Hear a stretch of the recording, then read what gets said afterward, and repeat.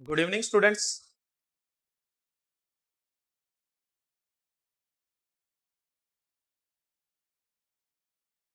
सब लोग ठीक हैं?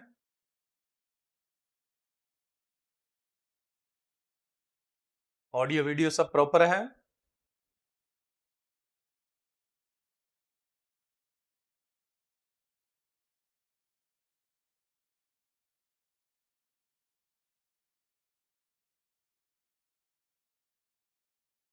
चलिए, वैसे तो डेमो क्लासेस के अंदर ऐसा टॉपिक लाया जाता है जो बहुत इफेक्टिव होता है, जो बहुत प्रभावी होता है ना।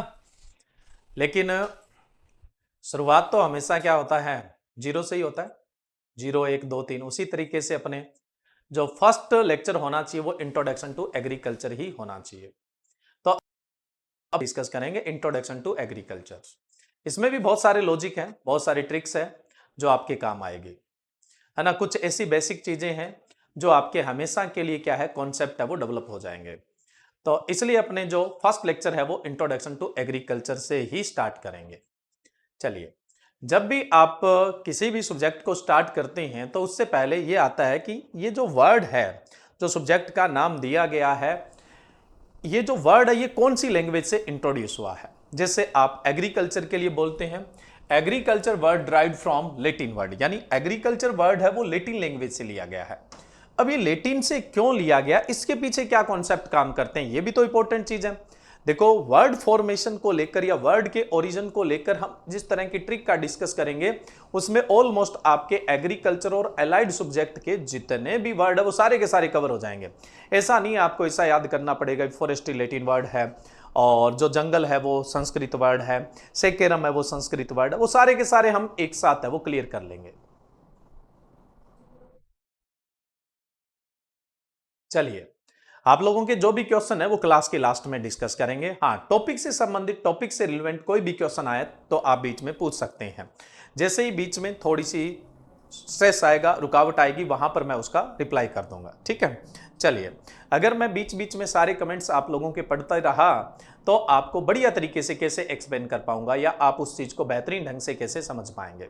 तो देखिए, वर्ड फॉर्मेशन को लेकर अपने बात कर रहे थे कि एग्रीकल्चर वर्ड है वो लेटिन वर्ड है, लेकिन ये लेटिन से क्यों लिया गया और हम ऐसा क्यों पढ़ रहे हैं कि ये लेटिन वर्ड है। देखिए, थोड़ा सा हमें कहीं ना कहीं किस पे चलना है, हिस्ट्री पे चलना है। अगर हम बात करें जो हमारे ट्रेडिशनल लैंग्वेज है, हमारे ही नहीं पूरे जियोग्राफी के यानी पूरे वर्ल्ड की अगर अपने बात करें तो हर एक एरिया की अपनी एक रीजनल लैंग्वेज थी। हर एक एरिया की अपनी एक रीजनल लैंग्वेज थी और लोगों के बीच में क्या था, जो ट्रांसफर सिस्टम था वो बहुत कम था। यानी लोग एक दूसरे से मिलते जुलते क्या थे, कम थे। दूर के लोग आपसी में तो सोसाइटी सिस्टम तो बहुत अच्छा था, अब से ज्यादा स्ट्रांग था। अब देखो, जैसे मैं बात करूं, हमारी जो ट्रेडिशनल लैंग्वेज थी वो कौन सी मानी जाती है, संस्कृत मानी जाती है। जो हमारी ओल्ड लैंग्वेज मानी जाती है वो संस्कृत। अब इंडिया में संस्कृत बोली जाती थी और किसी भी प्रकार का कोई इन्वेंशन होता था, किसी भी प्रकार की कोई डिस्कवरी होती थी या कोई नया कॉन्सेप्ट आता था, कोई नई थ्योरी आती थी, तो उसका पब्लिकेशन आपको किस में देखने को मिलता था, संस्कृत में देखने को मिलता था। इसी तरीके से अपनी बात करें तो ये जो यूरोप का कुछ बीच वाला एरिया है, वहां के लोगों की जो ओल्ड लैंग्वेज थी वो कौन सी थी, ग्रीक थी। अब जैसे जहां पर ब्रिटेन है आज, है ना, ब्रिटेन वालों की जो ओल्ड लैंग्वेज थी वो कौन सी थी, एंग्लो सैक्सन थी। अब इसी तरह से अपनी बात करें जो साउथ अमेरिका था, वहां की जो लैंग्वेज थी वो कौन सी थी, लैटिन लैंग्वेज थी। इसी तरह से क्या था, यूरोप के कुछ हिस्सों में फ्रेंच लैंग्वेज भी चलती थी, कुछ स्पेनिश लैंग्वेज भी चलती थी।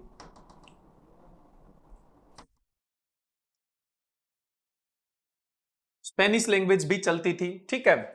अब थोड़े टाइम बाद जर्मन है वो भी डेवलप हो गई थी।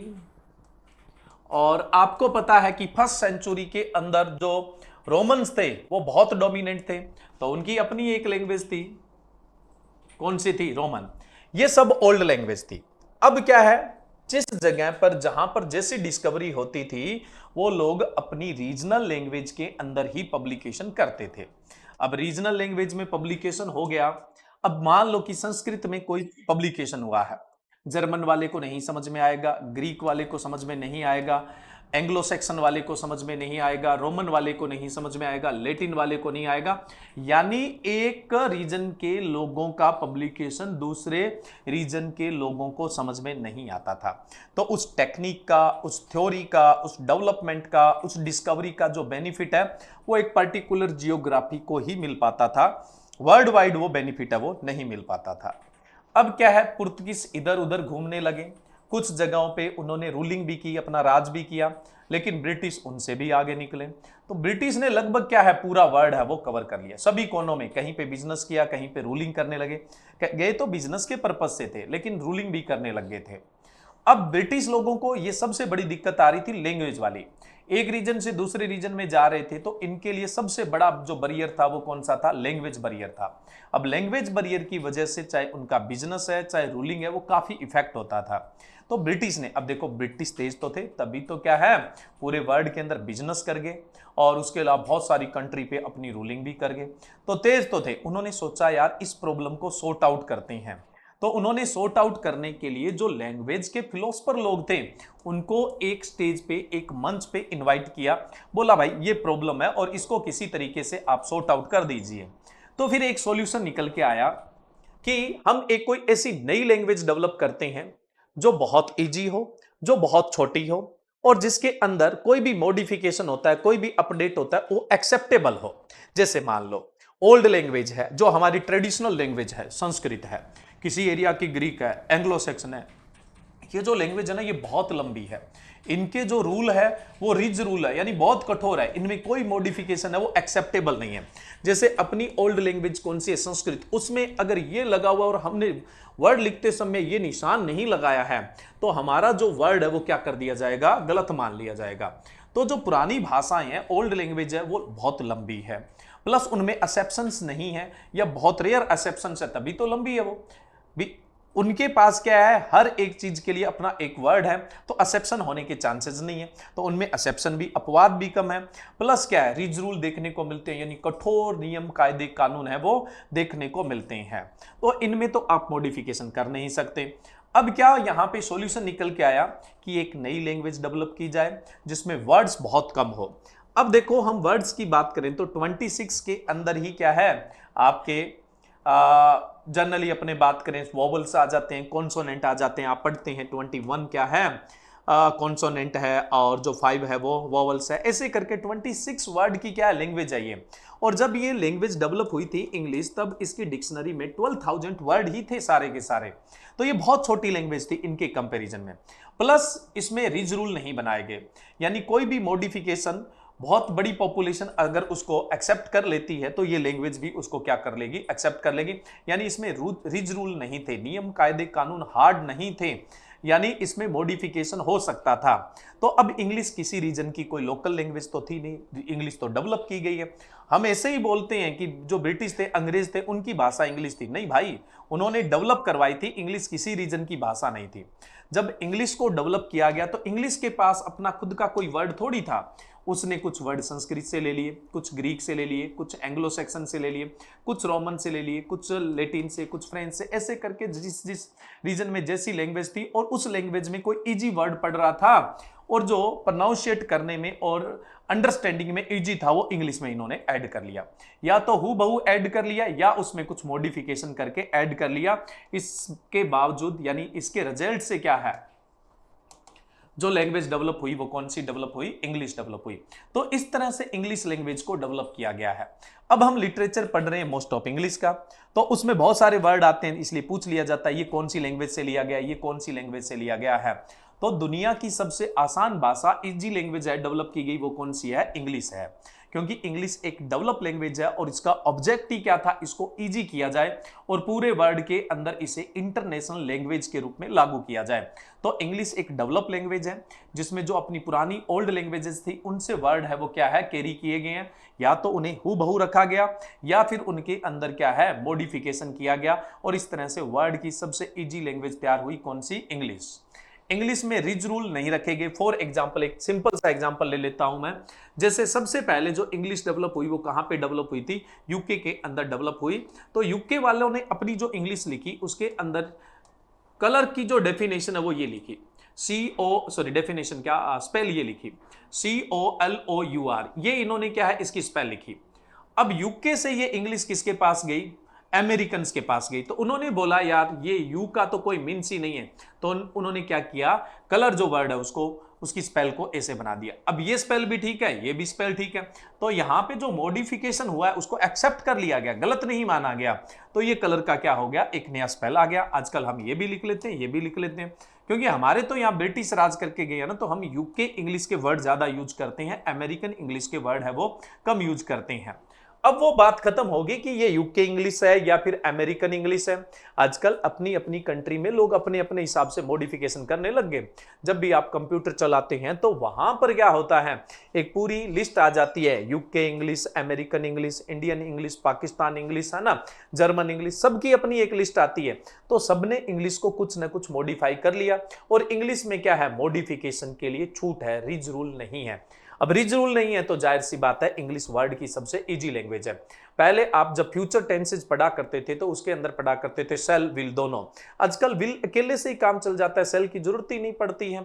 तो इंग्लिश में मॉडिफिकेशन एक्सेप्टेबल है, कोई भी चेंजेज है वो एक्सेप्टेबल है, लेकिन जो ओल्ड लैंग्वेज है उनमें रूल रिज है और उनके अंदर कोई भी चेंजेज है वो एक्सेप्टेबल नहीं है। तो पूरे वर्ल्ड में अगर कोई रीजनल लैंग्वेज को लागू करते इंटरनेशनल लैंग्वेज के रूप में, तो लोगों के लिए सीखना क्या हो जाता, मुश्किल हो जाता। अब देखो अंग्रेजों की लैंग्वेज कौन सी थी, एंग्लो सेक्सन थी, और वो बोलते कि पूरे वर्ल्ड में एंग्लो सेक्सन ही लागू कर देते हैं, एंग्लो सेक्सन ही इंटरनेशनल लैंग्वेज है वो बना देते हैं। जो एंग्लो सेक्सन है उसे ही हम क्या करते हैं, इंटरनेशनल लैंग्वेज बना देते हैं, तो लोगों के लिए सीखना क्या हो जाता, मुश्किल हो जाता। इसलिए डेवलप की गई लैंग्वेज कौन सी है, इंग्लिश। और इसीलिए आपसे पूछा जाता है कि ये वर्ड कहां से आया, ये वर्ड कहां से आया। अब अपने बात करें सबसे पहले एग्रीकल्चर। अब देखिए, हाँ एक चीज और ध्यान रखिएगा यहां पे जो इंपॉर्टेंट है, मैंने आपको बताया, ये जो ओल्ड लैंग्वेज है और जिसमें कोई भी चेंजेस, अपडेशन, मॉडिफिकेशन एक्सेप्ट नहीं किया जाता, उसे डेड लैंग्वेज कहते हैं। डेड लैंग्वेज का मतलब ये नहीं होता कि जो बोली नहीं जा रही है, डेड लैंग्वेज का मतलब ये होता है जिसमें चेंजेस एक्सेप्टेबल नहीं है, मॉडिफिकेशन एक्सेप्टेबल नहीं है, किसी भी तरह का कोई ऐड कर रहे हैं वो भी एक्सेप्टेबल नहीं है, तो उस लैंग्वेज को अपने डेड लैंग्वेज बोलेंगे। संस्कृत, ग्रीक, लेटिन, ये डेड लैंग्वेज में आते हैं। लेटिन है, ग्रीक है, संस्कृत है, ये सब डेड लैंग्वेज के अंदर आते हैं। जब भी कोई रिसर्च डेटा लिखा जाता है, पर्टिकुलर वर्ड लिखा जाता है, तो ज्यादातर डेड लैंग्वेज का इस्तेमाल होता है। क्यों इस्तेमाल होता है, ताकि उसका मीन्स न बदल जाए। अब इंग्लिश में तो मॉडिफिकेशन एक्सेप्टेबल है, कोई वर्ड में मॉडिफिकेशन हो जाए और कल को उसका जो आज मीन्स आ रहा है वो कल को मीन्स आए नहीं, तो दिक्कत हो जाती है। इसलिए आप बहुत बार पढ़ते हैं, जैसे क्लाउड्स के नाम पढ़ते हैं तो आपको डेड लैंग्वेज के मिलते हैं, यानी लैटिन के मिलते हैं, यानी बादलों के नाम पढ़ते हैं। कोई भी आप साइंटिफिक नेम पढ़ते हैं तो साइंटिफिक नेम हमें पता ही नहीं लगता यार ये कहां से आए हुए हैं, जैसे मेंजीफेरा इंडिका, ट्रिटिकम एसिटिवम, तो ये डेड लैंग्वेज में होंगे। और आज तक सबसे ज्यादा साइंटिफिक नेम जो नेम है वो कौन सी लैंग्वेज में लिखे गए हैं, लेटिन में, उसके बाद ग्रीक में, और अपने यहां से बहुत सारी स्पीसीज जो मतलब क्या है ओरिजिनेटेड है, उनके जो नेम है, साइंटिफिक नेम है, वो संस्कृत में भी मिलेंगे। आगे अपने बात करेंगे, अभी तो मैं सिर्फ आपको थोड़ा सा आइडिया दे रहा था अभी आपसे ये पूछा क्यों जाता है। अब अपने बात करें एग्रीकल्चर, कौन सी लैंग्वेज का वर्ड है, तो यहां पे आपको एक ट्रिक लेके चलनी है। जिन वर्ड्स के अंदर कल्चर लग गया, जिन वर्ड्स के अंदर कल्चर लग गया, वो 101% कौन सी लैंग्वेज का वर्ड होगा, लेटिन लैंग्वेज का होगा। 100% कौन सी लैंग्वेज का वर्ड होगा, लेटिन लैंग्वेज का वर्ड होगा, जिसके एंड में कल्चर लगा हुआ है। बट यहां दो एक्सेप्शंस है, दो अपवाद है, दो एक्सेप्शंस है, दो अपवाद है जिनमें कल्चर लगा हुआ है, चाहे agriculture, horticulture, viticulture, viniculture, arboriculture, floriculture, apiculture, sericulture, ऐसे करके आपके सिलेबस में बहुत सारे कल्चर हैं, और जिनमें कल्चर लग गया वो सारे के सारे लेटिन वर्ड है। ठीक है, तो सारे के सारे याद हो जाने चाहिए। अब आपको एक एक याद रखने की जरूरत क्यों है जी, एग्रीकल्चर लेटिन है जी, हॉर्टिकल्चर लेटिन है जी, ओलेरिकल्चर लेटिन है जी, एर्बोरिकल्चर लेटिन है जी, ऐसा कुछ याद रखने की जरूरत नहीं है। जिनमें कल्चर लग गया वो सारे के सारे कौन सी लैंग्वेज के वर्ड है, लेटिन लैंग्वेज के हैं। दो एक्सेप्शंस है, कौन कौन से एक्सेप्शंस है, एक तो है जी आपका लैक कल्चर।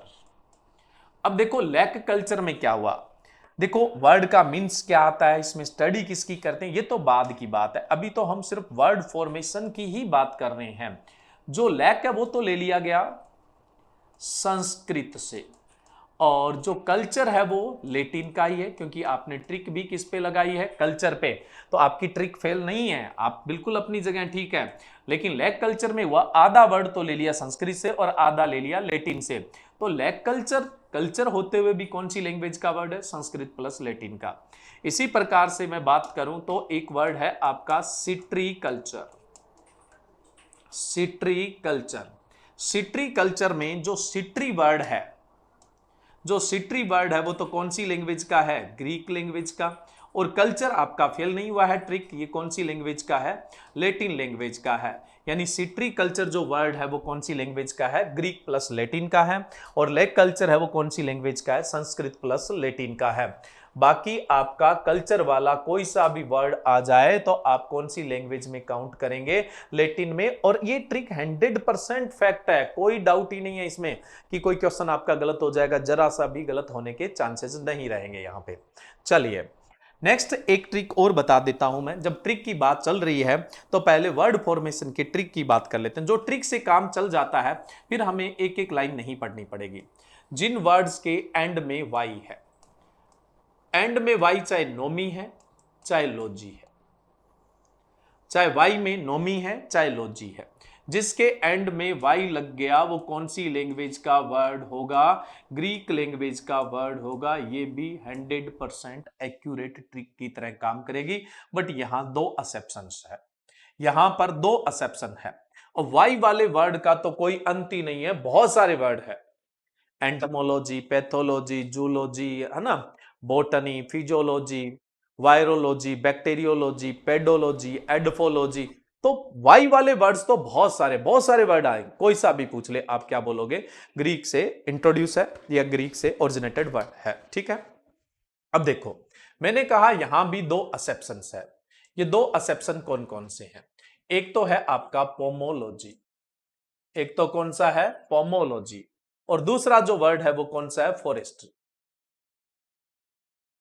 इन दोनों वर्ड्स के एंड में वाई देखने को मिल रहा है, फिर भी ये वर्ड है वो ग्रीक में काउंट नहीं होते हैं। देखो सबसे पहले मैं बात करूं पोमोलॉजी की।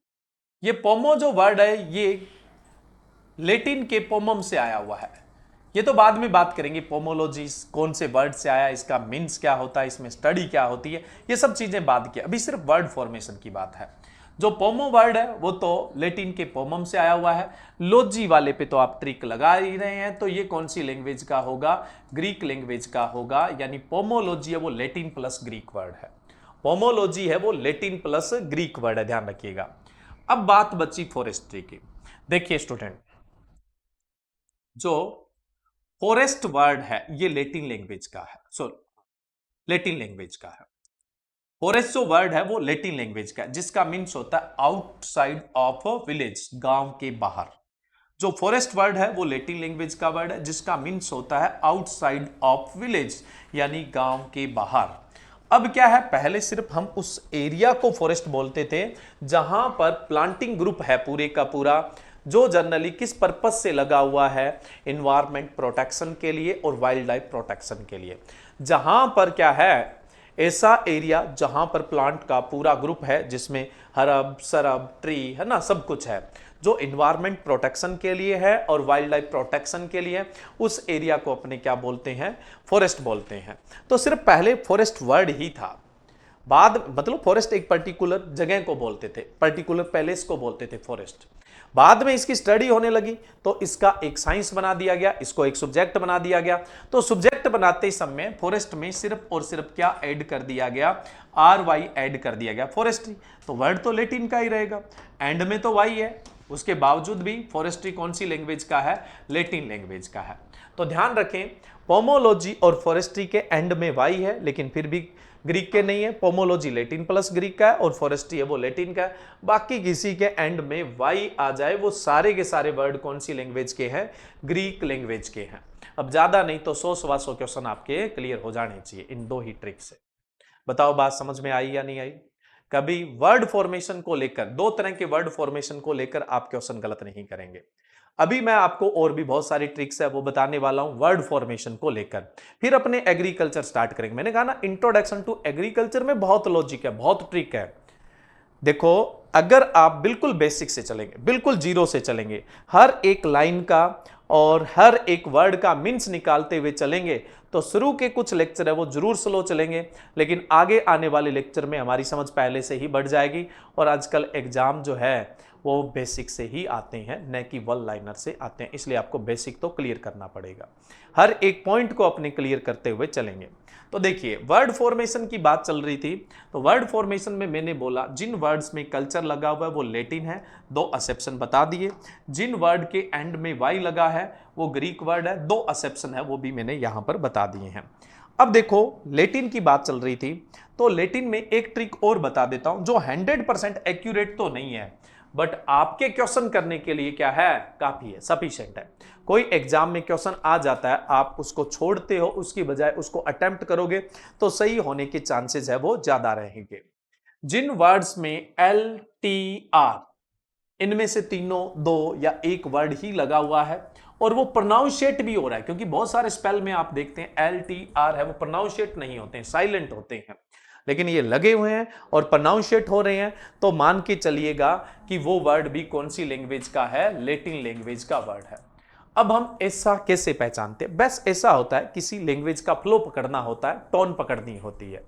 आप देख लो, आप अगर इंग्लिश बोलते हैं और आप मान लो पंजाबी स्पीकर है या हरियाणवी स्पीकर है, बोल इंग्लिश रहे हैं, लेकिन आपका टोन कैसा होगा? हमेशा आपकी जो वर्निकुलर है, यानी जो आपकी स्थानीय भाषा, उस टोन में आप उसको बोलोगे। फिर क्या होता है, हर एक लैंग्वेज के अपने पॉपुलर वर्ड्स होते हैं, है ना। जैसे हरियाणा वालों के पॉपुलर वर्ड है हम्बे, तो अपने समझ जाते हैं कि हाँ जी ये हरियाणवी है। इसी तरह से अब यूपी बहुत बड़ा है, उसमें अपने अपने रीजन की लैंग्वेज है। हमारे राजस्थान में बहुत तरह की लैंग्वेज है, बागड़ी है, मारवाड़ी है, मेवाती है, इस तरह से। तो उनका सबका अपना क्या होता है, बोलने का एक टोन होता है और कुछ स्पेशल वर्ड होते हैं। जैसे राजस्थान में जयपुर वाले क्या है को छह बोलते हैं, है ना, तो काइन छह, है ना, तो छह बोल देते हैं, तो उस टोन से हम पकड़ जाते हैं भाई ये इस एरिया का है, को छह बोल रहा है, इसका मतलब ये इस एरिया का है। बस हमने क्या किया, उस लैंग्वेज के फ्लो को पकड़ा है और उसी से अपने क्या किया है, मान लो कि एक ट्रिक डेवलप कर ली है जिससे हमारा क्वेश्चन गलत नहीं होगा। अब देखिए, जिन वर्ड्स में एल टी आर, जिन वर्ड्स में एल टी आर है और प्रोनाउंशिएट भी हो रहा है, तो इट मीन्स ये कौन सी लैंग्वेज का वर्ड है, लैटिन लैंग्वेज का वर्ड है। यहां भी आपको इक्के दुक्के एक्सेप्शंस है वो देखने को मिल जाते हैं। जैसे मैं बात करूं सोइल, एल है भी, प्रोनाउंशिएट भी होता है, तो कौन सी लैंग्वेज का है, लैटिन लैंग्वेज का है। इसी तरीके से मैं बात करूं वेदर, वेदर बोले तो मौसम, टी भी है, आर भी है, दोनों ही प्रोनाउंशिएट हो रहे हैं, तो कौन सी लैंग्वेज का है, लैटिन लैंग्वेज का। इसी तरीके से मैं बात करूं पल्सेज, एल है भी और प्रोनाउंशिएट भी हो रहा है, तो ये भी लैटिन लैंग्वेज है। नेक्स्ट मैं बात करूं लेग्यूम, लैटिन वर्ड है। इसी तरह से नेक्स्ट मैं बात करूं ऑयल, लैटिन वर्ड है। इसी तरह से मैं बात करूं एरोमेटिक, एरोमेटिक क्रॉप्स होती है, तो एरोमेटिक वर्ड है वो भी लैटिन वर्ड है। इसी तरह से मेडिसिनल, मेडिसिनल क्रॉप्स है, तो मेडिसिनल वर्ड भी कौन सी लैंग्वेज का है, लैटिन लैंग्वेज का है। इसी तरह से कुछ और वर्ड्स की भी अपने बात कर ले, जैसे अभी हमने बात की थी फॉरेस्ट, तो कौन सी लैंग्वेज का है, लैटिन लैंग्वेज का है। एटमो, टी लगा हुआ है, एटमोस्फेयर, ये भी कौन सी लैंग्वेज का है, लैटिन वर्ड है। मार्केट, आप इकोनॉमिक्स में भी पढ़ेंगे, प्लस आप हॉर्टिकल्चर में मार्केट गार्डनिंग भी पढ़ते हैं, तो मार्केट वर्ड भी कौन सी लैंग्वेज का है, लैटिन। बहुत सारे वर्ड है जिनमें एल टी आर है, प्रोनाउंशिएट हो रहा है, वो कौन सी लैंग्वेज का होगा, लैटिन। यहां पे 2 वर्ड्स में आपको विशेष ध्यान देना है ना, आपको यहां पर 2 वर्ड में विशेष आपको फोकस करना है, जो मोस्ट ऑफ एग्जाम में पूछ लिए जाते हैं। क्लाइमेट, एल भी है और टी भी है, एल भी है, टी भी है, फिर भी ये लैटिन वर्ड नहीं है। ये कौन सी लैंग्वेज का वर्ड है, ये ग्रीक लैंग्वेज का वर्ड है। क्लाइमेट ग्रीक लैंग्वेज का वर्ड है, as well as cereal, cereal में आर भी है, एल भी है, लेकिन ये भी लैटिन वर्ड नहीं है। ये कौन सी लैंग्वेज का वर्ड है? रोमन लैंग्वेज का वर्ड है। तो आपको इन दो वर्ड्स का ध्यान रखना है जो एक्सेप्शन है। इन दो वर्ड्स का ध्यान रखना है जो एक्सेप्शन है, एक क्लाइमेट और सेकंड वन कौन सा है? सीरियल। ये भी लैटिन वर्ड नहीं है। ये कौन सी लैंग्वेज का है? रोमन लैंग्वेज का। बाकी वर्ड्स में अगर ये वर्ड्स आपको देखने को मिल जाए और वो प्रोनाउंशिएट भी होते हैं तो आप आंख बंद करके कर दीजिए, लैटिन वर्ड है, आपका क्वेश्चन है वो ऑलमोस्ट सही जाने के चांसेस है। अब देखो ये जो कल्चर वाली है ये 100% आपके क्वेश्चन को राइट करवाएगी, और जो वाई वाली ट्रिक थी ये भी आपके क्वेश्चन को 100% है वो राइट करवाएगी। लेकिन मैं इसके लिए 100% तो नहीं बोलूंगा, लेकिन मोस्ट ऑफ केस में आपका क्वेश्चन है वो सही जाएगा। उन दो एक्सेप्शन को ध्यान रखना। इस तरह से आगे जैसे जैसे वर्ड आएंगे तब मैं बताता जाऊंगा। मैंने आपको ट्रिक बताई थी और देख लो कौन सी लैंग्वेज का वर्ड है, लैटिन लैंग्वेज का वर्ड है। ठीक है स्टूडेंट, चलिए अब देखो यहां पे हमने एक बात की थी कि जो इंग्लिश लैंग्वेज है वो अंग्रेजों की नहीं थी, वो तो डेवलप की गई है। जो ब्रिटिश वाले हैं, यूनाइटेड किंगडम वाले हैं, उनकी जो ओल्ड लैंग्वेज कौन सी थी? एंग्लो सैक्सन थी। अब आपने एक नाम सुना होगा, जेथरो टूल। जेथरो टूल, जेथरो टूल को father of weed science, father of modern tillage बोलते हैं। अब जेथरो टूल कहां के थे? ब्रिटेन के थे, और इन्होंने सबसे पहले वीड और टिलेज के बारे में एक पब्लिकेशन किया था। उस बुक का जो टाइटल था वो क्या था? Horse hoeing husbandry. अब हॉर्स होइंग हस्बेंड्री के अंदर आपको कुछ नए वर्ड देखने को मिले। वीड जो अनवांटेड प्लांट होते हैं, उसके अलावा आपको वर्ड देखने को मिला टिलेज, उसके अलावा आपको वर्ड देखने को मिला हो, इसके अलावा आपको वर्ड देखने को मिला जीरो टिलेज।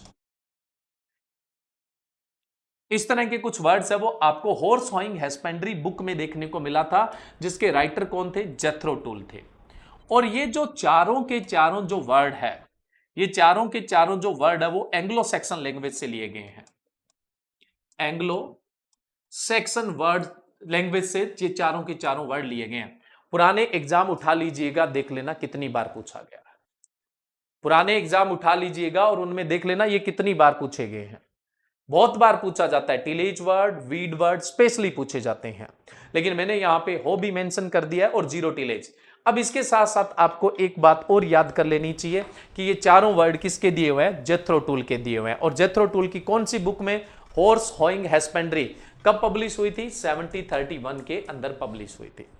1731 के अंदर पब्लिश हुई थी। ठीक है, और भी कुछ लैंग्वेज के लिए ट्रिक है जो आगे अपने वर्ड्स आएंगे तो उनके साथ साथ मैं आपको बताता जाऊंगा।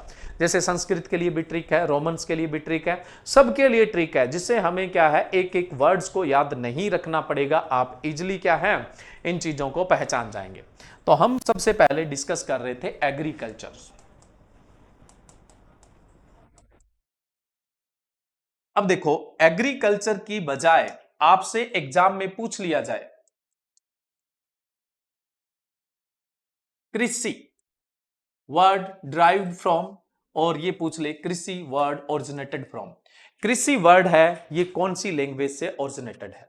इस बार ये एग्रीकल्चर नहीं पूछ रहा है, स्पेशली इंग्लिश में भी इसने मेंशन क्या कर दिया? कृषि। अगर मैं यहां हिंदी में लिखता तो यूं लिखता ना, सीधी सी बात है। ये यहां स्पेशली इंग्लिश में मेंशन है कृषि वर्ड ड्राइव्ड फ्रॉम। बताइए कौन सी लैंग्वेज का वर्ड है? कृषि जो वर्ड है वो कौन सी लैंग्वेज का? एग्रीकल्चर के लिए तो हमारी ट्रिक काम कर रही है। कौन सी लैंग्वेज का वर्ड है? लैटिन का है। लैटिन के दो वर्ड से मिलकर बना हुआ है एगर प्लस कल्चरा से। एगर प्लस कल्चरा या फिर कल्टस, ये एक दूसरे के कल्टस, सॉरी, या फिर कल्टस।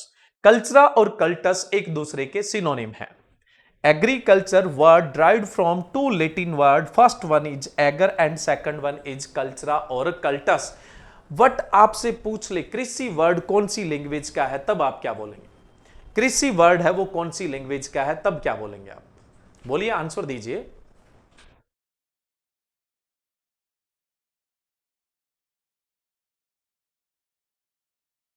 देखो agriculture word derived from two Latin word. First one is acre that means soil and second one is cultura that means cultivation. The literally means of agriculture is soil cultivation. आपसे literally means पूछ ले, only means पूछ ले, agriculture word का means क्या है, तो आप बोलेंगे soil cultivation is known as agriculture. Word का मीन्स पूछे, अभी मैं एग्रीकल्चर डेफिनेशन की बात नहीं कर रहा हूं, या एग्रीकल्चर में किसकी स्टडी करते हैं उसकी भी बात नहीं कर रहा हूं, मैं बात कर रहा हूं एग्रीकल्चर वर्ड है वो कौन सी लैंग्वेज से आया है, लेटिन से आया है। लेटिन के दो वर्ड से मिलकर बना हुआ ager plus cultura, ager means soil and cultura means cultivation, and its literally means is soil cultivation is known as agriculture. सिर्फ एक स्टूडेंट इसको सही कर पाया है। कृषि word derived from Sanskrit language, Sanskrit language.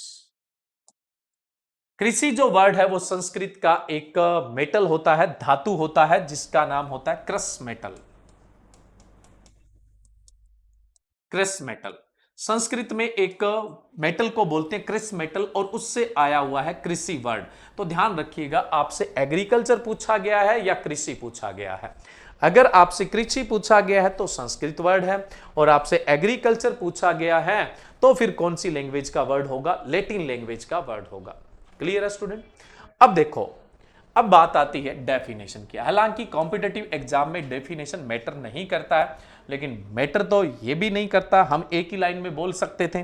अब तक मैं आधा इंट्रोडक्टरी लेक्चर आपको करवा देता, सबसे पहली लाइन में ये बोल देता agriculture word derived from Latin word, और उसका मीन्स बताता, डेफिनेशन बताता, काम खत्म हो जाता।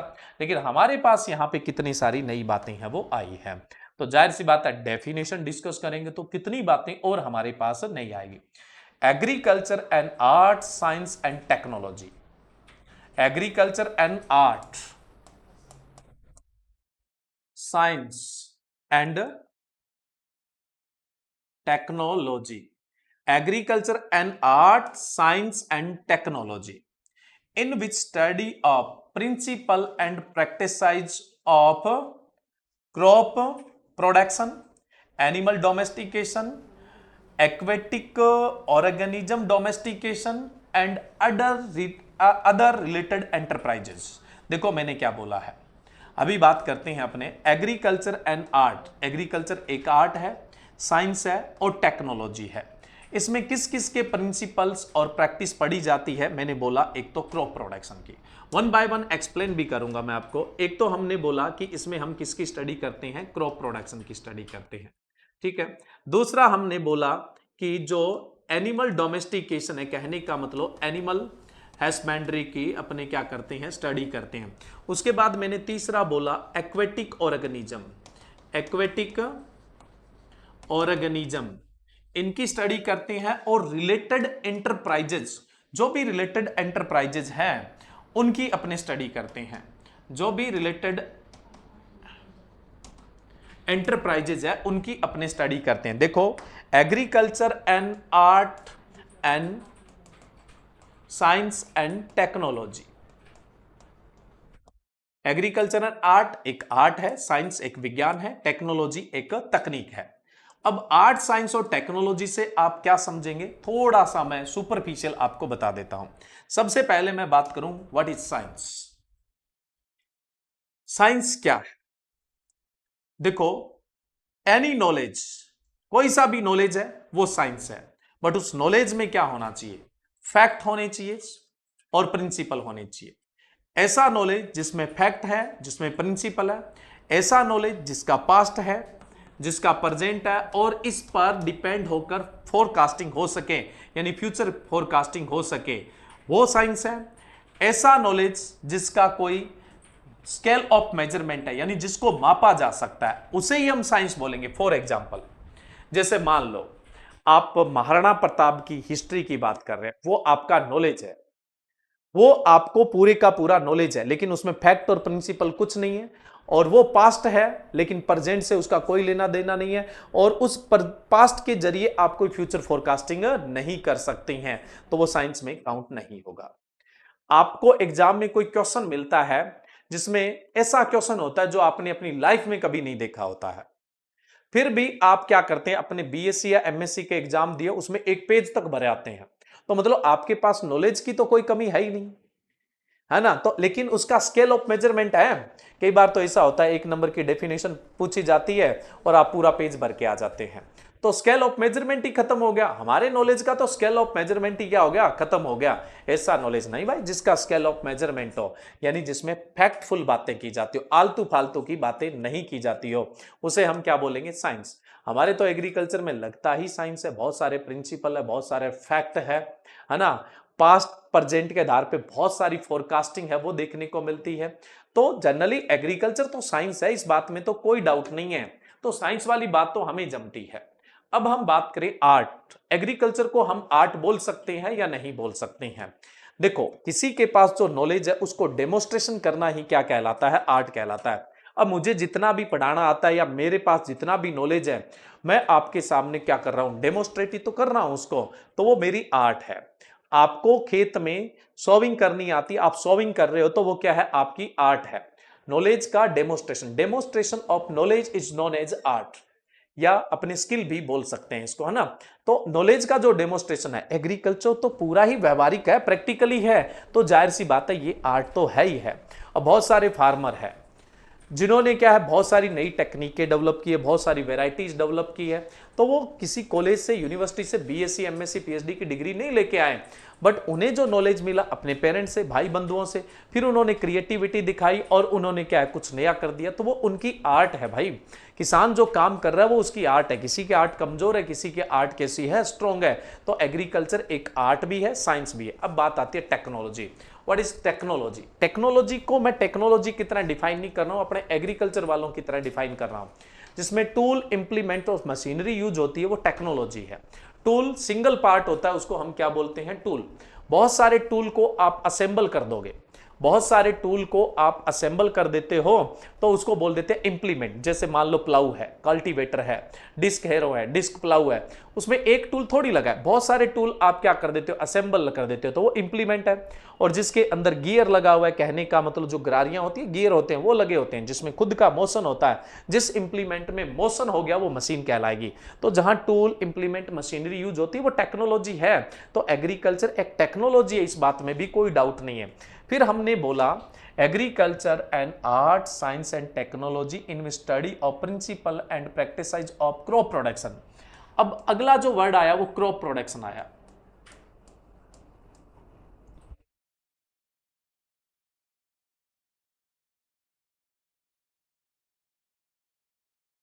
Crop production. अब देखो, क्रॉप प्रोडक्शन की बात करें तो एग्रीकल्चर में आप दो तरह की क्रॉप प्रोडक्शन है वो देखते हैं। एक तो फील्ड क्रॉप और दूसरा गार्डन क्रॉप। एक तो कौन सी होती है, फील्ड क्रॉप्स होती है, और दूसरी कौन सी होती है, गार्डन क्रॉप्स होती है। फील्ड क्रॉप और गार्डन क्रॉप में क्या डिफरेंस होता है? एक तो है आपकी फील्ड क्रॉप और दूसरी कौन सी है, गार्डन क्रॉप। अब ऐसे मत बोल देना जी फील्ड क्रॉप तो वो है जो एग्रोनॉमी में पढ़ी जाती है। इस बात में तो कोई डाउट नहीं है कि फील्ड क्रॉप एग्रोनॉमी में पढ़ी जाती है और गार्डन क्रॉप है वो हॉर्टिकल्चर में पढ़ी जाती है। ये तो ठीक है, लेकिन मैं बोल रहा हूं इन क्रॉप में डिफरेंस क्या होता है। देखो, ये क्लासिफिकेशन बहुत अर्लियर है, बहुत पहले ये क्लासिफिकेशन आया हुआ है, बहुत पहले का क्लासिफिकेशन है।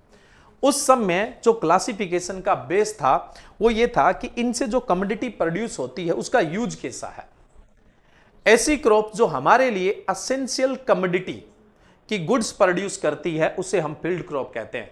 यानी जो हमारे लिए जो जरूरी चीजें, मूलभूत आवश्यकता है, जिनके बगैर हम सरवाइव ही नहीं कर सकते, वो जो प्रोड्यूस करेगा उसे हम क्या बोलते हैं, फील्ड क्रॉप बोलते हैं। यानी जो हमारे लिए असेंशियल कमोडिटी प्रोड्यूस करेगी उसे हम क्या बोलते हैं, फील्ड क्रॉप बोलते हैं।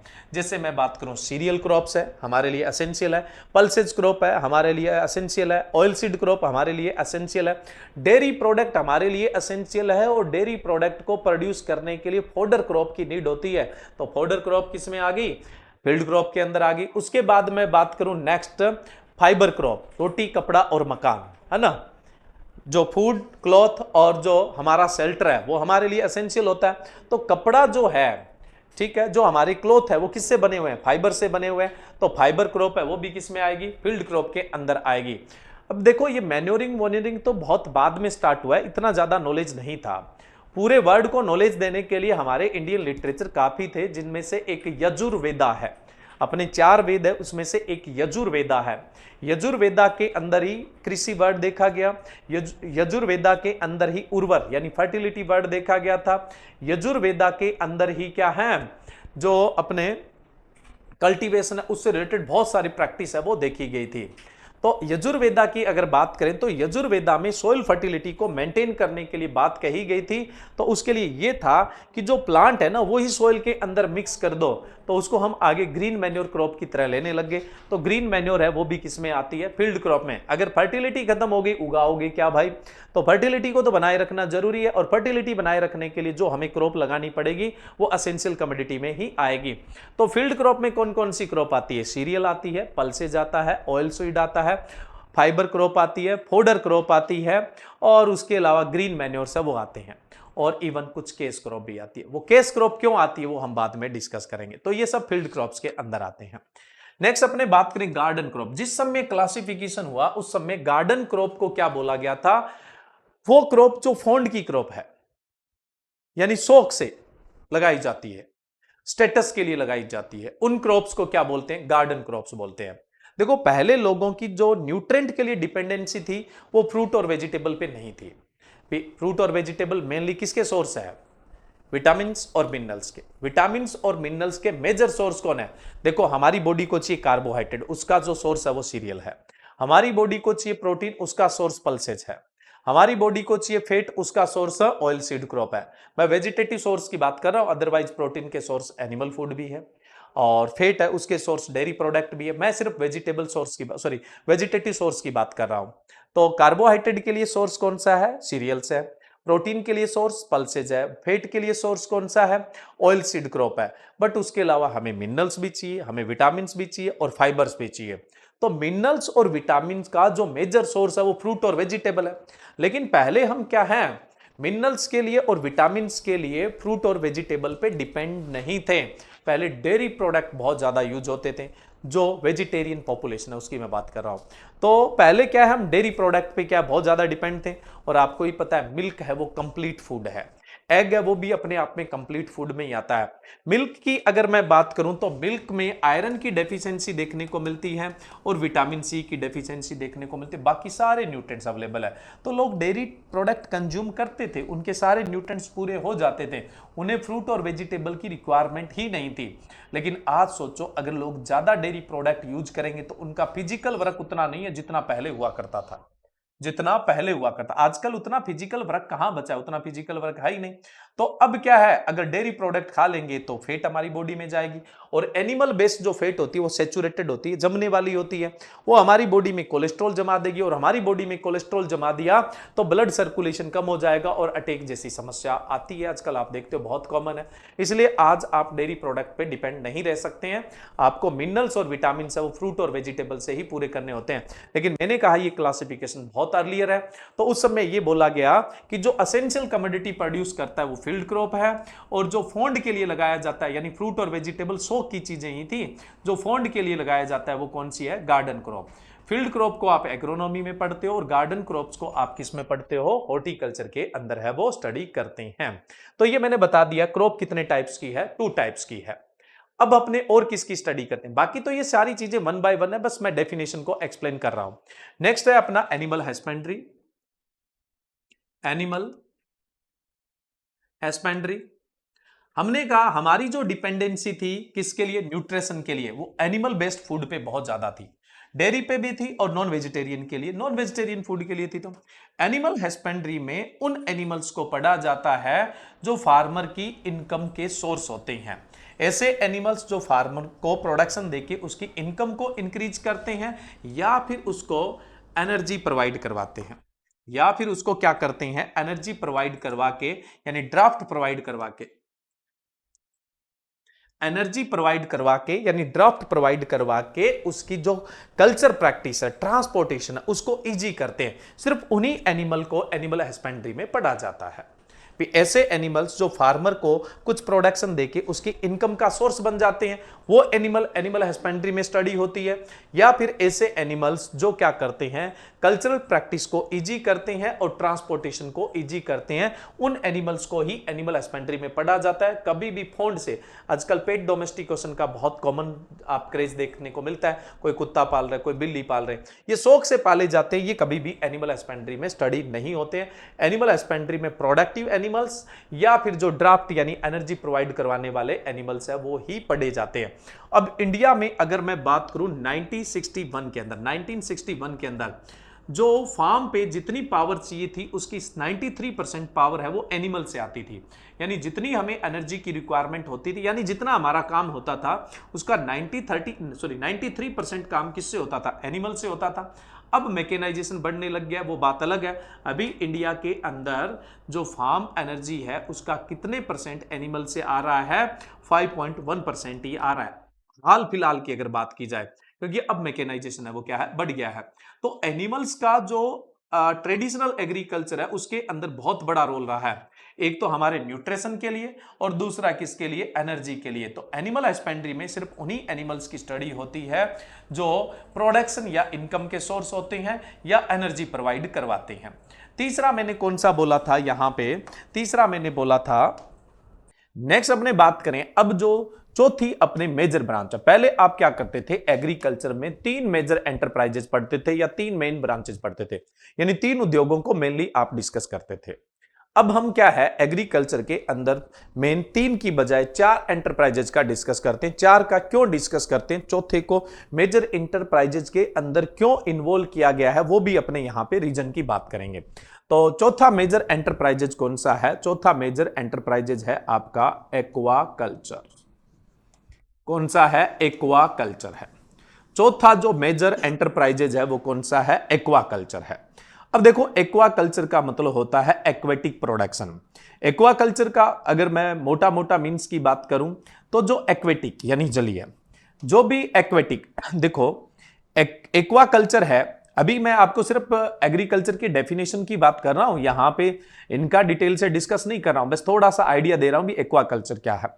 देखो कोई भी एक्वेटिक, चाहे प्लांट है चाहे एनिमल है, जो प्रोडक्शन देता है, इनकम का सोर्स होता है, उसका रेयरिंग कैसे होगा, उसकी कैचिंग कैसे होगी, उसका मार्केट कैसे होगा, उसकी प्रोसेसिंग कैसी होगी, इसकी स्टडी ही क्या कहलाती है, एक्वाकल्चर कहलाती है।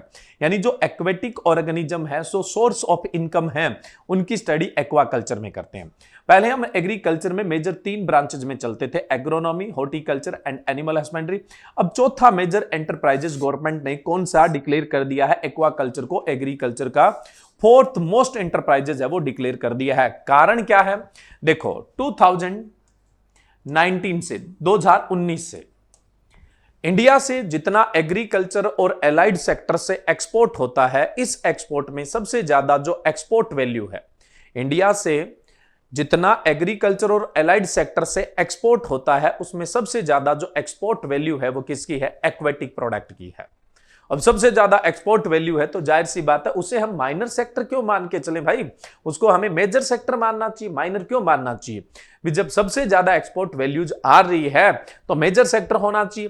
तो 2019 से लेकर 2023 तक इंडिया से जितना भी एग्रीकल्चर और एलाइड में एक्सपोर्ट हो रहा है उसके अंदर सबसे ज्यादा एक्सपोर्ट वैल्यू एक्वेटिक प्रोडक्ट से आ रही है और सेकंड स्पाइसेस से आ रही है। फर्स्ट तो एक्वेटिक प्रोडक्ट से आ रही है और सेकंड किससे आ रही है, स्पाइसेस से आ रही है। इसीलिए क्या है, एक्वाकल्चर को 4th most important enterprises declare कर दिया गया। एग्रीकल्चर का 4th मोस्ट इंपोर्टेंट जो इंटरप्राइजेज है वो डिक्लेयर कर दिया है। इसी चीज को बढ़ावा देने के लिए इंडिया में एक सेपरेट मिनिस्ट्री भी क्रिएट की गई मई 2019 के अंदर, मिनिस्ट्री ऑफ फिशरीज,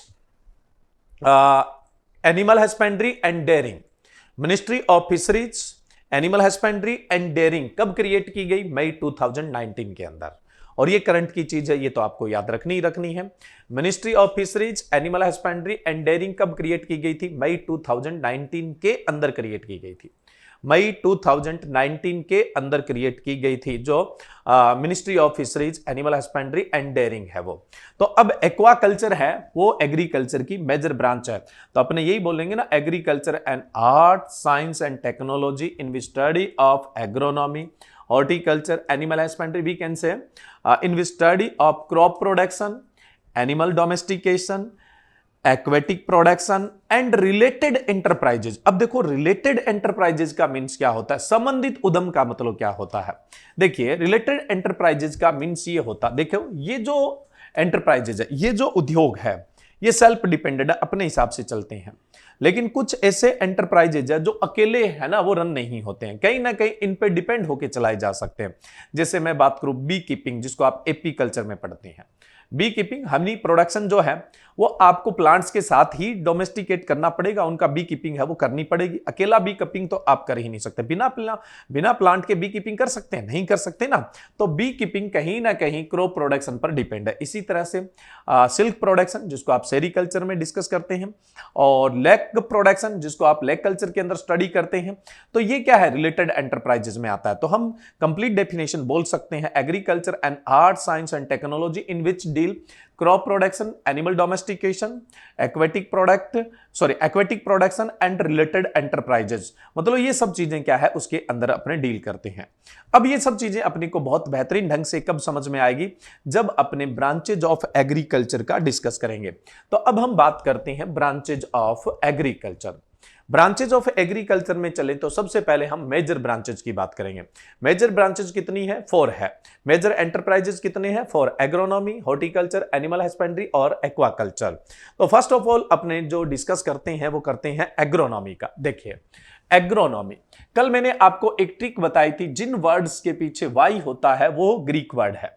दूसरा एक ट्रिक आपको यहां पे और काम आएगी, जो आपको कहीं ना कहीं रिलेवेट करेगी। जो नोमी वर्ड है, ऐसा वर्ड आपको एक सब्जेक्ट में और देखने को मिलता है। मैं आपके आंसर का वेट करूंगा, उम्मीद है कि आप सही आंसर देने की कोशिश करेंगे तो जाहिर सी बात है सही आंसर आ जाएगा। एक सब्जेक्ट और ऐसा है जिसमें ऐसा कुछ बीच में साइड में कहीं ना कहीं लिखा जाता है, वो भी ग्रीक लैंग्वेज का ही वर्ड है। तो बताओ वो कौन सा सब्जेक्ट है, उसको अपने इसी लैंग्वेज में काउंट करते हैं। अभी तो मैंने क्या बोला, जिन वर्ड्स के एंड में वाई होता है वो ग्रीक वर्ड है। तो agronomy word derived from 2 Greek word, first one is agros and second one is nomos. Agros means field and nomos means to manage. Agronomy word derived from 2 Greek word, first one is agros and second one is nomos. Agros means field and nomos means to manage. अब हम agronomy के literally means पे जाएं, जो वास्तविक इसका जो means बनता है, जो एक्चुअल मीन्स बनता है, उस पर जाएं तो क्या होगा, field management is known as agronomy. आपसे एग्रोनॉमी का लिटरली मीन्स पूछा जाए तो आप क्या बोलोगे, field management is known as agronomy, ये वर्ड का मीन्स है। वहीं पर अगर हम बात करें कि एग्रोनॉमी को हम किस तरह से डिफाइन कर सकते हैं, देखो कॉम्पिटिटिव एग्जाम के अंदर कभी भी डेफिनेशन की कोई वैल्यू नहीं होती है, चाहे आप उसे किसी तरीके से अपने दिमाग में रख लीजिए, चाहे अपनी वर्निकुलर यानी स्थानीय भाषा में रख ले या कैसे भी करके आप उसको बस याद रखें कि हाँ जी एग्रोनॉमी में इस चीज की स्टडी होती है। अब देखो एग्रोनॉमी में स्टडी किसकी होती है, फील्ड क्रॉप की होती है। अब जाहिर सी बात है, बस आपके लिए तो इतना काफी है, फील्ड क्रॉप्स की जिसमें स्टडी होती है वो एग्रोनॉमी है। बट एक बार मैं डेफिनेशन कभी आपको रिटर्न देना पड़ जाए, क्या पता आपका मूड हो जाए पीसीएस देने का, और पीसीएस में तो जाहिर सी बात है राइटिंग का बहुत बड़ा रोल रहता है। तो वहां पे आप क्या लिख सकते हो, agronomy is a branch of agriculture in which study of principle and practice of field crop production and management. बस एग्रोनॉमी की डेफिनेशन, यानी जो फील्ड क्रॉप है उसका प्रोडक्शन और मैनेजमेंट कैसे करें, उसके प्रिंसिपल और प्रैक्टिस को स्टडी जिसमें किया जाता है वो क्या है, एग्रोनॉमी। ये तो बहुत इजी हो गया।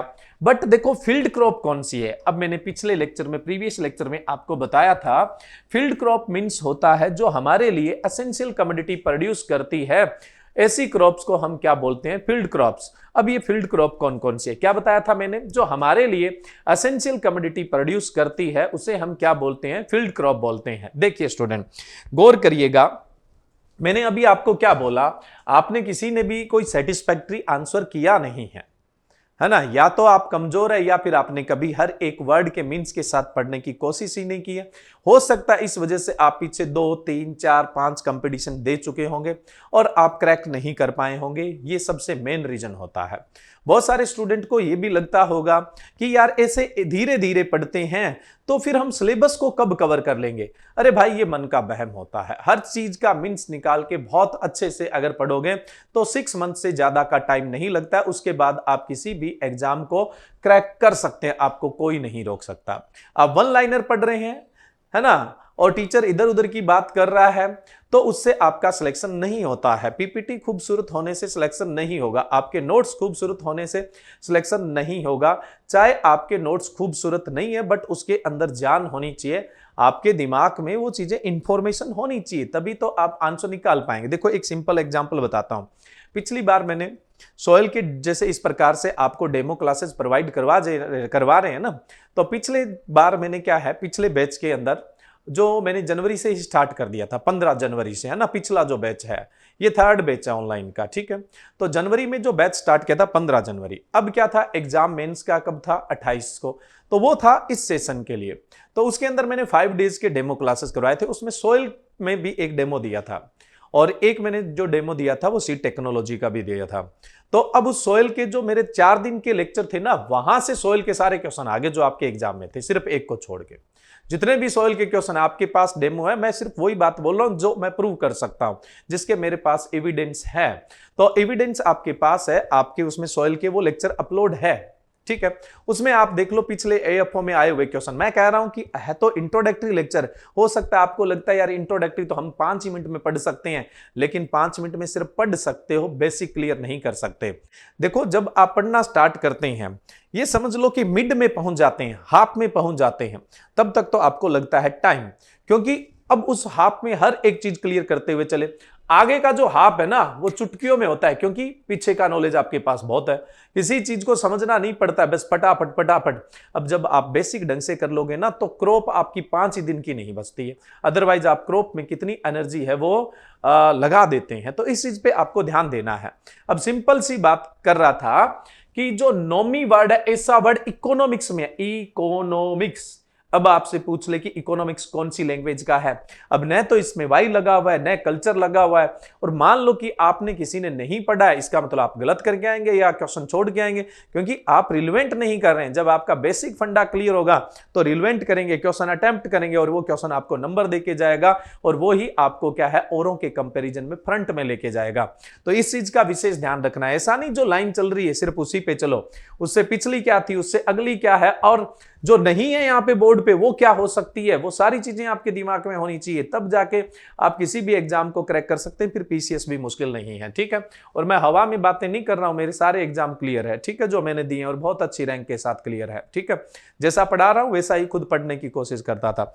जब पढ़ते थे तब 2 बेसिक बुक है, फंडामेंटल बुक्स है, वो पास में रख के बैठते थे, 2 कंपटीशन की बुक पास में रख के बैठते थे, फिर जाके क्या है उनसे एक क्या है अपना फाइनल जो मतलब एक मोटा मोटा आपका परफॉर्मा तैयार होता था भी, हाँ ये टॉपिक इस तरह से क्लियर है। अगर किसी टॉपिक में फंस जाते थे तो पहले उसको क्लियर करते थे, ये नहीं कि छोड़ो यार ये नहीं आ रहा छोड़ो, क्यों छोड़े, पहले उसको क्लियर करेंगे फिर अगले में बढ़ेंगे। तो ये सारी चीजें करोगे तो आपका भी सिलेक्शन है। ये कोई जरूरी नहीं किसी कोचिंग को ज्वाइन करने से आपका सिलेक्शन होता है, बट आपके स्टडी का पैटर्न ये होना चाहिए, आप कोचिंग ज्वाइन करते हैं चाहे नहीं करते हैं, चाहे सेल्फ स्टडी करते हैं, वहां भी यही प्रिंसिपल आपका क्या है लागू होगा, इस बात को ध्यान देना है। तो बड़ा सिंपल सा था, बड़ा सिंपल सा था कि क्या था, एग्रोनॉमी में जो नॉमी वर्ड है वो इकोनॉमिक्स के नोमस से मैच करता है। तो इकोनॉमिक्स भी कौन सी लैंग्वेज का वर्ड है, ग्रीक लैंग्वेज का है, ठीक है, ध्यान रखिएगा। चलिए वापस अपने चलते हैं एग्रोनॉमी के अंदर। मैं आपसे बोल रहा था कि एग्रोनॉमी में हम जो स्टडी करते हैं फील्ड क्रॉप की स्टडी करते हैं, और फील्ड क्रॉप कौन कौन सी है। फील्ड क्रॉप की बात करें तो देखो ये आपके सामने जो है वो सारी की सारी फील्ड क्रॉप है। मैं पीछे भी आप लोगों को बता चुका हूं, फील्ड क्रॉप में सीरियल क्रॉप्स आती है। फील्ड क्रॉप वो है जो एसेंशियल कमोडिटी प्रोड्यूस करती है। अब ये एसेंशियल कमोडिटी हमारे लिए कौन कौन सी है, सीरियल क्रॉप है, पल्सेज क्रॉप है, ऑयल सीड क्रॉप है, फाइबर क्रॉप है, फोडर क्रॉप है, केस क्रॉप है और ग्रीन मैन्योर क्रॉप है। ये सारे के सारे आपके फील्ड क्रॉप्स के अंदर आते हैं। भाई इनको हम एसेंशियल कमोडिटी में क्यों रखते हैं, अब अपने वन बाय वन थोड़ा सा इनका इंट्रोडक्टरी भी हो जाएगा और थोड़ा आपका नॉलेज भी इनहेंस हो जाएगा। तो अपने वन बाय वन बात करते हैं।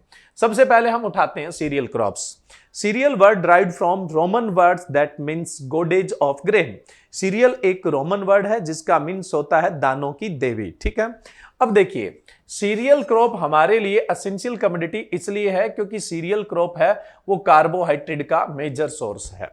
सीरियल है वो कार्बोहाइड्रेट का मेजर सोर्स है। अब कार्बोहाइड्रेट का हमारे लिए क्या रोल है? कार्बोहाइड्रेट हमारे लिए एनर्जी का सबसे फर्स्ट सोर्स है। कार्बोहाइड्रेट के 1 ग्राम मॉलिक्यूल्स में अबाउट 4 किलो कैलोरी एनर्जी होती है। अगर एक्यूरेसी में जाएंगे तो ऑलमोस्ट 4.2 किलो कैलोरी एनर्जी होती है। और कार्बोहाइड्रेट हमें एनर्जी प्रोवाइड करवाता है।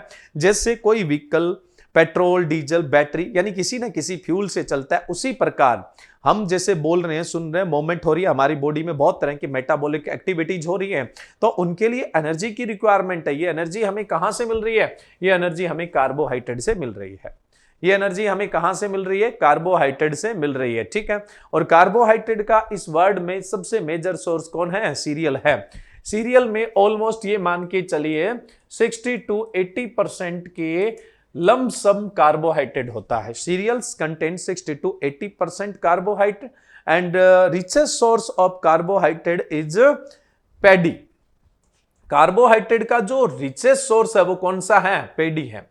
पैडी में कार्बोहाइड्रेट सबसे ज्यादा होता है। Maximum carbohydrate content in serial किसमें है भाई? ये पैडी के अंदर है। कितना है? 76 to 78%। सबसे ज्यादा कार्बोहाइड्रेट सीरियल में किसमें होता है? पैडी के अंदर होता है। अब देखो कार्बोहाइड्रेट का किस तरह से सिंथेसिस होता है और कार्बोहाइड्रेट है वो किस तरह से सर्कुलेट होता रहता है, पहले तो अपने ये बात करें। देखो कार्बोहाइड्रेट हमारे लिए एनर्जी का सबसे मेन सोर्स है और कार्बोहाइड्रेट को हमारी बॉडी के अंदर एनर्जी का प्राइमरी सोर्स माना जाता है। हालांकि फैट भी एनर्जी का प्राइमरी सोर्स है, कार्बोहाइड्रेट भी प्राइमरी सोर्स है, बट सबसे पहली जो प्रायोरिटी होती है वो किसकी होती है? कार्बोहाइड्रेट की होती है। आप पढ़ते हैं कि प्लांट के अंदर जब फोटोसिंथेसिस होता है, फोटोसिंथेसिस, फोटो का मतलब लाइट और सिंथेसिस का मतलब बनना। लाइट के अंदर जो बनता है वो फोटोसिंथेसिस है। लीफ के अंदर क्लोरोफिल है, क्लोरोफिल में फोटोसिंथेसिस होगा। किसकी प्रेजेंस में? लाइट की प्रेजेंस में। और इसमें क्या होगा? 6 मॉलिक्यूल्स कार्बन डाइऑक्साइड के और 6 मॉलिक्यूल है वाटर के, वो आपस में क्लोरोफिल के अंदर रिएक्ट करेंगे। किसकी प्रेजेंस में? लाइट की प्रेजेंस में रिएक्ट करेंगे और क्या बना देंगे? ग्लूकोज बना देंगे। ये कार्बोहाइड्रेट की एक सिंपलेस्ट फॉर्म है। ग्लूकोज है ये कार्बोहाइड्रेट की सबसे सिंपलेस्ट फॉर्म है। और यहां पे को प्रोडक्ट के रूप में क्या रिलीज होगा? को प्रोडक्ट के रूप में ऑक्सीजन है वो रिलीज होता है। अब एक चीज आप ध्यान रखिएगा, को प्रोडक्ट के रूप में क्या रिलीज होगा? ऑक्सीजन है वो रिलीज होगा। अब एक चीज अच्छे से ध्यान रखनी है आपको कि आपसे पूछ ले कि अर्थ पे सबसे मेन इवेंट है वो कौन सा है? भाई फोटोसिंथेसिस है। पूरे वर्ल्ड के लिए जो फूड सिंथेसाइज होता है वो फोटोसिंथेसिस में होता है और हमारे लिए जो जीवन रहने के लिए एसेंशियल गैस है ऑक्सीजन, वो भी इसी दौरान क्या होती है? रिलीज होती है। तो इस अर्थ का जो सबसे मेन इवेंट है वो फोटोसिंथेसिस होता है। ऐसे क्वेश्चन आपसे इंटरव्यूज वगैरह में पूछ लिए जाते हैं। ठीक है, उसके अलावा दूसरा सबसे मेन इवेंट कौन सा? Ion exchange. जब हम सोइल पढ़ेंगे उसमें बात करेंगे अर्थ पे दूसरा सबसे बड़ा मोमेंट है वो आयन एक्सचेंज। जैसे cation exchange capacity, anion exchange capacity, ऐसा हम डिस्कस करते हैं ना, वो सबसे इंपॉर्टेंट है। अब देखो आपसे क्वेश्चन पूछ लिया जाए कि प्लांट के अंदर कार्बोहाइड्रेट किस फॉर्म में सिंथेसाइज होता है, आप बोलोगे ग्लूकोज के फॉर्म में सिंथेसाइज होता है। अब यहां से ये तो चीजें आपको पहले से पता थी। ठीक है, लीफ फूड बनाएगी और जितना फूड इसको कंज्यूम करना है, भाई इसको भी तो कंज्यूम करना है, घर में जो खाना बनाता है उसको भी तो खाना है। सेम वैसा ही है, इसने सिंथेसाइज किया है तो इसको भी फूड कंज्यूम करना है। ये ग्लूकोज के रूप में जितना कंज्यूम करना है उसकी कंज्यूम कर लेगी। अब ये क्या करेगी? इस फूड को प्लांट के दूसरे पार्ट में भेजेगी क्योंकि वहां भी उनको भी तो एनर्जी चाहिए। एनर्जी हमेशा कार्बोहाइड्रेट से ही मिलती है प्लांट्स के अंदर। तो अब ये प्लांट्स क्या करेगा? इस कार्बोहाइड्रेट को दूसरे पार्ट में भेजेगा, है ना, फ्लोएम के रास्ते। रूट को भेज रहा है, बाकी शूट को भेज रहा है, स्टेम को भेज रहा है। तो अब ये किस फॉर्म में भेजे? ग्लूकोज तो सबसे सिंपलेस्ट फॉर्म है, कहीं भी खर्च हो जाती है। ग्लूकोज तो सबसे सिंपलेस्ट फॉर्म है, सबसे रिड्यूसिंग है, कहीं भी रिड्यूस हो जाएगी भाई, ग्लूकोज के रूप में नहीं बेचना, खर्च हो जाएगी। जैसे आपको घर वाले क्या है, आपको घर वाले क्या, आप घर वालों से पैसे किस रूप में लेते हैं, बुक्स परचेज करने के लिए, कोचिंग के लिए, है ना, मतलब बहुत सारे कारण होते हैं, वो कैश दे देते हैं और कैश तो रिड्यूसिंग होता है। आप अपने पैसे किसके लिए रखें, बुक के लिए रखें। अब क्या पता शाम को कब पार्टी हो जाए, पता नहीं कहां पे खर्च हो जाए तो हो जाए भाई, रिड्यूसिंग फॉर्म है वो, खर्च होने वाली फॉर्म है। तो वैसे ही क्या है, ग्लूकोज खर्च होने वाली फॉर्म है, कहीं ना कहीं खर्च हो जाएगी। तो लीफ है वो ग्लूकोज के रूप में फूड का ट्रांसपोर्टेशन नहीं करने वाला है। अब हमें देखना पड़ेगा नॉन रिड्यूसिंग शुगर। एक चीज ध्यान रखना, शुगर सिर्फ मोनोसेकेराइड और डाइसेकेराइड ही होते हैं। जो शुगर है वो सिर्फ और सिर्फ मोनोसेकेराइड और डाइसेकेराइड ही होते हैं। स्वीट जो होते हैं वो भी मोनोसेकेराइड और डाइसेकेराइड है। वाटर सोल्यूबल भी कौन से होते हैं, मोनोसेकेराइड और डाइसेकेराइड है, वो ही वाटर सोल्यूबल होते हैं। अब एक जगह से दूसरी जगह भेजोगे तो वाटर के साथ डाइल्यूट तो होने चाहिए, सीधी सी बात है। तो मोनोसेकेराइड और डाइसेकेराइड में से ढूंढना है कि कोई ऐसी शुगर है क्या जो नॉन रिड्यूसिंग है। शुगर मोनोसेकेराइड, डाइसेकेराइड सारे रिड्यूसिंग है, सारे खर्च हो जाते हैं। अब प्लांट की तलाश है ऐसे शुगर की जो नॉन रिड्यूसिंग है, और एकमात्र नॉन रिड्यूसिंग शुगर है जो आपके पोस्ट हार्वेस्ट टेक्नोलॉजी में बहुत काम आएगा, वो कौन सा है, सुक्रोज है। नॉन रिड्यूसिंग शुगर कौन सा है, सुक्रोज। अब यहां से फूड प्लांट के दूसरे पार्ट में जाएगा, वो किस फॉर्म में जाएगा, सुक्रोज। आपसे पूछ ले which one is non reducing sugar, आपको 4 या 5 ऑप्शन मिल जाएंगे, बैंकिंग में है तो 5 है, बाकी स्टेट एग्जाम दे रहे हो तो वहां 4 ऑप्शन मिल जाएंगे। तो नॉन रिड्यूसिंग शुगर कौन सा होगा, हमेशा नॉन रिड्यूसिंग शुगर होगा वो सुक्रोज होगा। नॉन रिड्यूसिंग शुगर होगा वो हमेशा कौन सा होगा, सुक्रोज होगा, ध्यान रखिएगा। तो अब आपसे पूछ ले कि प्लांट के अंदर जो फूड है वो डिस्ट्रीब्यूट किस फॉर्म में होता है, ट्रांसपोर्ट किस फॉर्म में होता है, तो आप बोलोगे सुक्रोज, क्योंकि सुक्रोज नॉन रिड्यूसिंग शुगर है। अब ठीक है, प्लांट को जितना खर्चना था वो खर्च लिया। अब इन्होंने जो एक्स्ट्रा कार्बोहाइड्रेट सिंथेसाइज किया है वो स्टोर भी तो करना है। जो एक्स्ट्रा कार्बोहाइड्रेट सिंथेसाइज किया है उसको स्टोर भी तो करना है। अब हमेशा ही प्लांट में फूड स्टोर होता है सीड में, फ्रूट में और रूट में। अब आपसे पूछ ले प्लांट के कौन से पार्ट में फूड स्टोर होता है, तो आप बोलेंगे सीड में, फ्रूट में और रूट के अंदर। स्टोर हमेशा उस फॉर्म में होगा जो स्टोर के लायक हो। अब वाटर सोल्यूबल है वो स्टोर थोड़ी हो सके, वो दूर चला जाएगा। वाटर सोल्यूबल फॉर्म में कभी भी कोई भी कार्बोहाइड्रेट स्टोर नहीं हो सकता, इसलिए नॉन सोल्यूबल फॉर्म होगी ना, उसी में स्टोर होगा। अब देखो मैंने कहा मोनोसेकेराइड और डाइसेकेराइड है भाई, ये तो क्या है, वाटर सोल्यूबल है। पॉलीसेकेराइड्स होते हैं ना, वो वाटर सोल्यूबल नहीं होते हैं, इसलिए इनके अंदर जो फूड स्टोर होगा वो किस फॉर्म में होगा, स्टार्च की फॉर्म में होगा। किस फॉर्म में होगा, स्टार्च की फॉर्म में। प्लांट में जो फूड स्टोर होता है वो स्टार्च के फॉर्म में होता है। अब देखो ये स्टार्च है, ये स्टोरेज फूड है, किसका, प्लांट्स का स्टोरेज फूड है। अब हम खाएंगे तो सीड खाएंगे, फ्रूट खाएंगे, रूट खाएंगे। हमारी बॉडी में जो कार्बोहाइड्रेट पहुंचा, हमारे फूड का सबसे जो बड़ा पार्ट है यानी मैक्सिमम पार्ट है वो कार्बोहाइड्रेट का, और कार्बोहाइड्रेट का मैक्सिमम पार्ट कौन सा है, स्टार्च है। क्योंकि यही पार्ट हम खाते हैं अपना स्टेबल फूड के रूप में, जो हमारा मुख्य भोजन है उसके रूप में।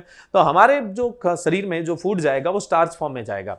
स्टार्च कभी भी एनर्जी नहीं देता है, न तो वाटर सोल्यूबल है न ही रिड्यूसिंग है, तो ये एनर्जी नहीं देने वाला है। इसको डाइजेस्ट करना पड़ेगा। डाइजेशन के बाद हम इसको क्या कर लेंगे, ग्लूकोज में कन्वर्ट कर लेंगे। स्मॉल इंटेस्टाइन ग्लूकोज में ही इसको एब्जॉर्ब करेगी, बॉडी के हर पार्ट में इसको डिस्ट्रीब्यूट कर देगी। अब बॉडी के हर पार्ट में ग्लूकोज है, किसके साथ गया, ब्लड के साथ, बॉडी के हर सेल में पहुंच गया, ब्लड के साथ ही पहुंचता है। तो ग्लूकोज है सिंपलेस्ट फॉर्म है। जैसे ही हम रेस्पायरेशन करेंगे, श्वसन करेंगे, ऑक्सीजन हमारी बॉडी में जाएगा, ग्लूकोज के साथ रिएक्ट करेगा और ग्लूकोज के साथ रिएक्ट करके एनर्जी प्रोड्यूस होगी। मैं बोल रहा हूं, सुन रहा हूं, हाथ हिल रहे हैं, आप सुन रहे हैं, आपकी बॉडी में बहुत सारी एक्टिविटी हो रही है, इन सब के लिए एनर्जी की रिक्वायरमेंट है, वो एनर्जी इसी तरीके से प्रोड्यूस हो रही है। मान लो कि आप एनर्जी बर्न कर रहे हैं, थोड़ी कम कर रहे हैं, और आप खा ज्यादा रहे हैं, कार्बोहाइड्रेट ज्यादा खा रहे हैं, तो आपने जो एक्स्ट्रा कार्बोहाइड्रेट खाया वो आपकी बॉडी में किस रूप में स्टोर होगा वो बताओ भी। मान लो आपने बाइक में 2 लीटर पेट्रोल डलाया, चलाई आपने 30 किलोमीटर, अभी उसमें पेट्रोल बच रहा है, तो वो पेट्रोल के फॉर्म में स्टोर है वहां तो। लेकिन हमारी बॉडी में अगर हमने क्या किया, स्टार्च खाया, तो स्टार्च के रूप में रहेगा नहीं, ग्लूकोज में कन्वर्ट हो जाएगा। अब ग्लूकोज हमने बॉडी के प्रत्येक पार्ट में भेज दिया, लेकिन उतना बर्न नहीं हुआ है, तो जाहिर सी बात है वो बॉडी में स्टोर हो जाएगा। तो आप बताओ हमारे बॉडी के अंदर जो स्टोरेज फूड है वो सबसे पहले किस फॉर्म में स्टोर होगा। हमारे बॉडी के अंदर जो फूड है वो सबसे पहले किस फॉर्म में स्टोर होगा, यानी ये जो एक्स्ट्रा आपने कार्बोहाइड्रेट खाया है ये हमारी बॉडी में किस फॉर्म में स्टोर होगा। फटाफट आंसर कीजिए, जैसा आता है वैसा आंसर कीजिए। सही बताने के लिए मैं हूं ना, टेंशन क्यों ले रहे हो। अरे बहुत सारी बायोकेमिस्ट्री वेमिस्ट्री पढ़नी नहीं पड़ेगी, मैं टॉपिकों के साथ वैसे ही करवा दूंगा। आप जितनी बीएससी में बायोकेमिस्ट्री पढ़ के आए उतनी तो मैं इंट्रोडक्शन में ही करवा दूंगा, निश्चित रहिए आप। बस मुझे तो ये रिप्लाई करिए कि आपने जो एक्स्ट्रा कार्बोहाइड्रेट कंज्यूम किया है वो आपकी बॉडी में किस फॉर्म में स्टोर हुआ है, बस इतना सा आंसर दीजिए कि जो आपने अपनी कार्बोहाइड्रेट कंज्यूम किया है, जो एक्स्ट्रा कंज्यूम किया है, वो हमारी बॉडी में किस फॉर्म में स्टोर हुआ है। मुझे उम्मीद था कि मोस्ट ऑफ स्टूडेंट है वो रिप्लाई है वो फेट करेंगे, लेकिन कुछ ने सही आंसर भी दिया है, ग्लाइकोजन भी दे रहे हैं सही आंसर। बहुत बढ़िया भाई। देखो कार्बोहाइड्रेट फेट के रूप में स्टोर नहीं हो सकता है, कार्बोहाइड्रेट कार्बोहाइड्रेट फॉर्म में स्टोर होगा भाई, कार्बोहाइड्रेट फेट में कैसे चेंज हो जाएगा, ये तो बड़ी कमाल की चीज है, कार्बोहाइड्रेट फेट में स्टोर हो जाएगा। गेहूं से घी बना के बेच डालेंगे आप तो फिर, है ना, मतलब बहुत पैसा कमा लेंगे। गेहूं से घी बना लेंगे, गेहूं में कार्बोहाइड्रेट है, व्हीट में कार्बोहाइड्रेट है, उसे घी कन्वर्ट कर लोगे, क्योंकि आपको तो पता है कि कार्बोहाइड्रेट है वो कैसे फैट में कन्वर्ट होती है। ऐसा नहीं होता है भाई, कार्बोहाइड्रेट कार्बोहाइड्रेट फॉर्म में स्टोर होती है। हमारी बॉडी में सबसे पहला स्टोरेज फूड होता है ग्लाइकोजन। ग्लाइकोजन एक पॉलीसेकेराइड है। ग्लाइकोजन क्या है, एक पॉलीसेकेराइड है। तो ग्लाइकोजन के रूप में हमारी बॉडी में सबसे पहला फूड स्टोर होता है। फैट तो हमारी बॉडी का सेकेंडरी स्टोरेज फूड है, और फैट जो हम फैट खा रहे हैं वो स्टोर होगी, फैट है वो फैट के रूप में स्टोर होगी। जो आप फैट खा रहे हैं वो डाइजेस्ट होकर फैटी एसिड में बदल जाएंगे, जो फैटी एसिड एक्स्ट्रा है वो फैट के फॉर्म में हमारे बॉडी में स्टोर हो जाते हैं, बात खत्म। फैट फैट के रूप में स्टोर होती है, प्रोटीन प्रोटीन के रूप में स्टोर होता है, कार्बोहाइड्रेट कार्बोहाइड्रेट के रूप में स्टोर होगा। तो आपने जो एक्स्ट्रा कार्बोहाइड्रेट कंज्यूम किया है वो आपकी बॉडी में किस फॉर्म में स्टोर होगा, ग्लाइकोजन। और ग्लाइकोजन को एनिमल स्टार्च बोलते हैं। क्यों? क्योंकि प्लांट में स्टोरेज फूड क्या है, स्टार्च, वैसे ही एनिमल में भी कोई कार्बोहाइड्रेट स्टोर हो गया, इसलिए हम उसको नाम तो ग्लाइकोजन दे दिया। ग्लाइकोजन है वो हमारी बॉडी का फर्स्ट स्टोरेज फूड है, उसको हम उसकी तरह बोल देते हैं जैसे प्लांट में हो रहा है, तो हम बोल देते हैं ये एनिमल स्टार्च है, बट इसका सही नाम क्या है, ग्लाइकोजन। ग्लाइकोजन हमारे मसल्स जो होते हैं उनके अंदर और हमारा बॉडी के कुछ पार्ट में स्टोर होता है, ठीक है। चलिए, तो ये थोड़ा सा कार्बोहाइड्रेट का रोल बताना जरूरी था ताकि आपके दिमाग में रहे। हाँ, यहां से एक और इंपॉर्टेंट क्वेश्चन है, वैसे तो मैं सीड टेक्नोलॉजी के अंदर आपको वो बताऊंगा, लेकिन फिर भी देखो, सीड है उसमें स्टोरेज फूड कौन सा है, स्टार्च है। और सीड में क्या होता है, एक एम्ब्रियो होता है, एक एंडोस्पर्म होता है और सीड कोट होता है। जो एंडोस्पर्म होता है यानी भ्रूणपोष होता है, इसमें स्टोरेज फूड होता है और इसमें स्टार्च के रूप में होता है। जब ये जर्मिनेशन के लिए तैयार होता है तो उस समय ये स्टार्च किस में कन्वर्ट हो जाता है, ये जर्मिनेशन के लिए तैयार होता है तो इसमें स्टार्च है, ये मतलब क्या है, ये स्टार्च किस में कन्वर्ट हो जाता है, क्योंकि इसको भी एनर्जी चाहिए जर्मिनेशन के लिए, तो स्टार्च तो एनर्जी देगा नहीं, एमाइलोज उसको कहीं ना कहीं मोनोसेकेराइड डाइसेकेराइड में चेंज करेगा। तो ध्यान रखिएगा, जब सीड जर्मिनेट होता है तो उसका स्टार्च माल्टोज में चेंज होता है। जब हम फर्मेंटेशन पढ़ेंगे वहां पे ये बात आपके लिए बहुत इंपॉर्टेंट रहेगी, ठीक है। जब सीड जर्मिनेशन होता है उस समय सीड में स्टार्च किस में कन्वर्ट होता है, माल्टोज में कन्वर्ट होता है। तो अब प्लांट में फूड सिंथेसाइज ग्लूकोज के रूप में, फूड का ट्रांसपोर्टेशन हमेशा सुक्रोज के रूप में, स्टोरेज स्टार्च के रूप में, और सीड जर्मिनेशन होता है तब माल्टोज होता है, उसके अंदर स्टार्च माल्टोज में कन्वर्ट होता है। जब हम फूड खाते हैं उसका मोस्ट ऑफ पार्ट स्टार्च है, डाइजेस्ट बना करके उसको ग्लूकोज में बदल देते हैं। उसके बाद हमारी बॉडी में जो स्टोरेज कार्बोहाइड्रेट है वो ग्लाइकोजन है। ग्लाइकोजन सिर्फ एनिमल कार्बोहाइड्रेट है और स्टार्च है वो सिर्फ प्लांट कार्बोहाइड्रेट होता है, ध्यान रखिएगा। चलिए, अब हम बात करें, देखो सीरियल की क्या इंपॉर्टेंस है, कार्बोहाइड्रेट के मेजर सोर्स है, और पूरे वर्ल्ड में स्टेबल फूड जो होता है, स्टेबल फूड, फूड क्या होता है पहले तो ये पता होना चाहिए, जो भी आप खाते पीते हैं वो सब क्या है, फूड है, ठीक है। अब देखो, जिससे हमारा जीवन चलता है, जिससे हम क्या है पेट भरते हैं, तो जिसमें हम मुख्य भोजन खाते हैं, जैसे मैं जिस रीजन में रहता हूं तो हमारे यहाँ पे व्हीट खाया जाता है, हो सकता है आप जिस रीजन में रहते हो वहां पे राइस, क्योंकि इंडिया में तो 65% जो पॉपुलेशन है उसका जो फूड है वो कौन सा है, राइस है, ठीक है। तो आपके क्षेत्र में, आपके एरियाज में हो सकता है कि व्हीट स्टेबल फूड हो या राइस स्टेबल फूड हो, वो हमारा स्टेबल है, जिससे हमारा काम चलता है, जिसके बगैर हम जीवित नहीं रह सकते, वो स्टेबल फूड है। और फूड कौन सा जो आप खा रहे हो वो सब फूड है, उसमें से जिससे आपका जीवन चल रहा है, मेन जो जिससे जीवन चल रहा है वो कौन सा स्टेबल फूड है। और वर्ल्ड के स्टेबल फूड में सबसे पहला जो फूड है वो व्हीट है, जो एक सीरियल ही है। कौन सा है, व्हीट है जो एक सीरियल है। वर्ल्ड का दूसरा स्टेबल फूड कौन सा है, राइस है, वो भी एक सीरियल है। तीसरा स्टेबल फूड कौन सा है भाई, मेज है, वो भी एक सीरियल है। बट फोर्थ मोस्ट जो स्टेबल फूड है वो कौन सा है, पोटैटो है। फोर्थ मोस्ट जो स्टेबल फूड है वो कौन सा है, पोटैटो। बट जो मेजर स्टेबल फूड है पूरे वर्ल्ड के, उसमें फर्स्ट नंबर पे कौन सा है, व्हीट, सेकंड पे कौन सा है, राइस, और थर्ड पे कौन सा है, मेज। मैं ये वर्ल्ड लेवल की बात कर रहा हूं, ध्यान रखिएगा, ठीक है। अब आपसे पूछ ले कि वर्ल्ड का मेजर फूड ग्रेन कौन सा है। फूड ग्रेन तो आप समझते हो ना, फूड ग्रेन का मतलब क्या होता है। फूड ग्रेन का मतलब होता है serial plus pulses. Serial plus pulses को मिला के हम क्या बोलते हैं, फूड ग्रेन बोलते हैं। तो वर्ल्ड का most important serial food grain पूछ ले या रैंकिंग पूछ ले कि सबसे ज्यादा कौन सा प्रोड्यूस होता है, फिर कौन सा, फिर कौन सा, तो सेम यही सीक्वेंस होगा। वर्ल्ड का जो मेजर फूड ग्रेन्स है, फर्स्ट पे व्हीट है, सेकंड पे राइस है और थर्ड पे मेज है। सिर्फ फूड ग्रेन पूछा है इसने, तो हम यहाँ पे पोटैटो को फूड ग्रेन में नहीं रखेंगे, ठीक है। स्टेबल फूड तो था। तो वर्ल्ड का सबसे major food grain wheat, second rice और थर्ड मेज। अब सीरियल पूछ ले तो सीरियल में भी यही है। वर्ल्ड का मेजर सीरियल व्हीट है, सेकंड कौन सा है, राइस है और थर्ड कौन सा, मेज है। वहीं पर अगर अपने इंडिया और एशिया की बात करें, दोनों का ट्रेंड एक जैसा है, ठीक है। एशिया और इंडिया का जो मेजर फूड ग्रेन और सीरियल है वो कौन सा है, राइस है।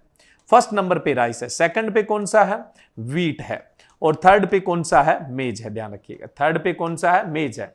इंडिया में तो मैंने अभी बताया था कि 65% पॉपुलेशन का जो फूड है वो कौन सा है, राइस है, और उसके बाद सेकंड पे कौन सा आता है, व्हीट आता है। चलिए नेक्स्ट अपने बात करें, किंग ऑफ सीरियल किसे बोलोगे आप, व्हीट को बोलोगे। King of cereal is known as wheat and queen of cereal is known as maize. Queen कौन है, मक्का है, और किंग कौन सा है, व्हीट है। ये तो बहुत सिंपल क्वेश्चन वाली बात है। लेकिन आपसे पूछ ले किंग ऑफ कोर सीरियल और किंग ऑफ न्यूट्री सीरियल, एक ही बात है। कोर सीरियल या न्यूट्री सीरियल एक ही चीज होती है, इनको अपने मिलेट भी बोलते हैं। कोर सीरियल या न्यूट्री सीरियल से आप क्या समझते हो, कोर मोटा अनाज। मोटे का मतलब ये नहीं कि जो ग्रेन साइज है वो कोर है। ग्रेन साइज तो कोर तो किसका है, देखो पियर मिल्ट है, बाजरा है। बाजरा का जो सीड होता है वो स्मॉल होता है, लेकिन अपने उसको कोर सीरियल में डिस्कस करते हैं और उसको हम न्यूट्री सीरियल भी बोलते हैं, यानी मोटा अनाज भी बोलते हैं। मेज है, उसका ग्रेन बड़ा है, लेकिन हम उसे कोर सीरियल या फिर न्यूट्री सीरियल या मिलेट में नहीं रखते हैं। देखो वर्ल्ड के मेजर जो सीरियल है वो है व्हीट, राइस और मेज, और ये कार्बोहाइड्रेट के अच्छे सोर्स है, बट इनके अंदर जो माइक्रो न्यूट्रिएंट्स है, अदर न्यूट्रिएंट्स है, वो न के बराबर है, बहुत कम है। माइक्रो न्यूट्रिएंट्स है वो बहुत ही कम होते हैं, और बहुत सारे लोगों में राइस, बहुत सारे जो पॉपुलेशंस है उसके अंदर व्हीट की, राइस की, मेज की एलर्जी भी देखने को मिलती है। तो ये सिर्फ कार्बोहाइड्रेट के सोर्स है, बट इनके अंदर माइक्रो न्यूट्रिएंट्स नहीं है, ट्रेस एलिमेंट्स नहीं है।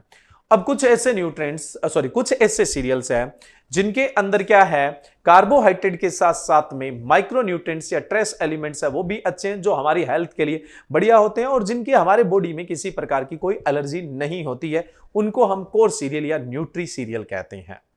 यानी ऐसे सीरियल जो कार्बोहाइड्रेट के साथ साथ ट्रेस जो एलिमेंट्स होते हैं, यानी जो माइक्रो न्यूट्रिएंट्स होते हैं, उनके बढ़िया सोर्स होते हैं और हमारे हेल्थ के लिए एलर्जेटिक नहीं होते हैं, तो ऐसे सीरियल्स को आप क्या बोल देते हैं, ऐसे सीरियल्स को आप कोर सीरियल या न्यूट्री सीरियल बोल देते हैं। सबसे पहले तो आपके माइंड में ये तो क्लियर होना चाहिए सीरियल क्या होता है। मुझे पता है कि आप में से 90% को सीरियल की डेफिनेशन नहीं आती है।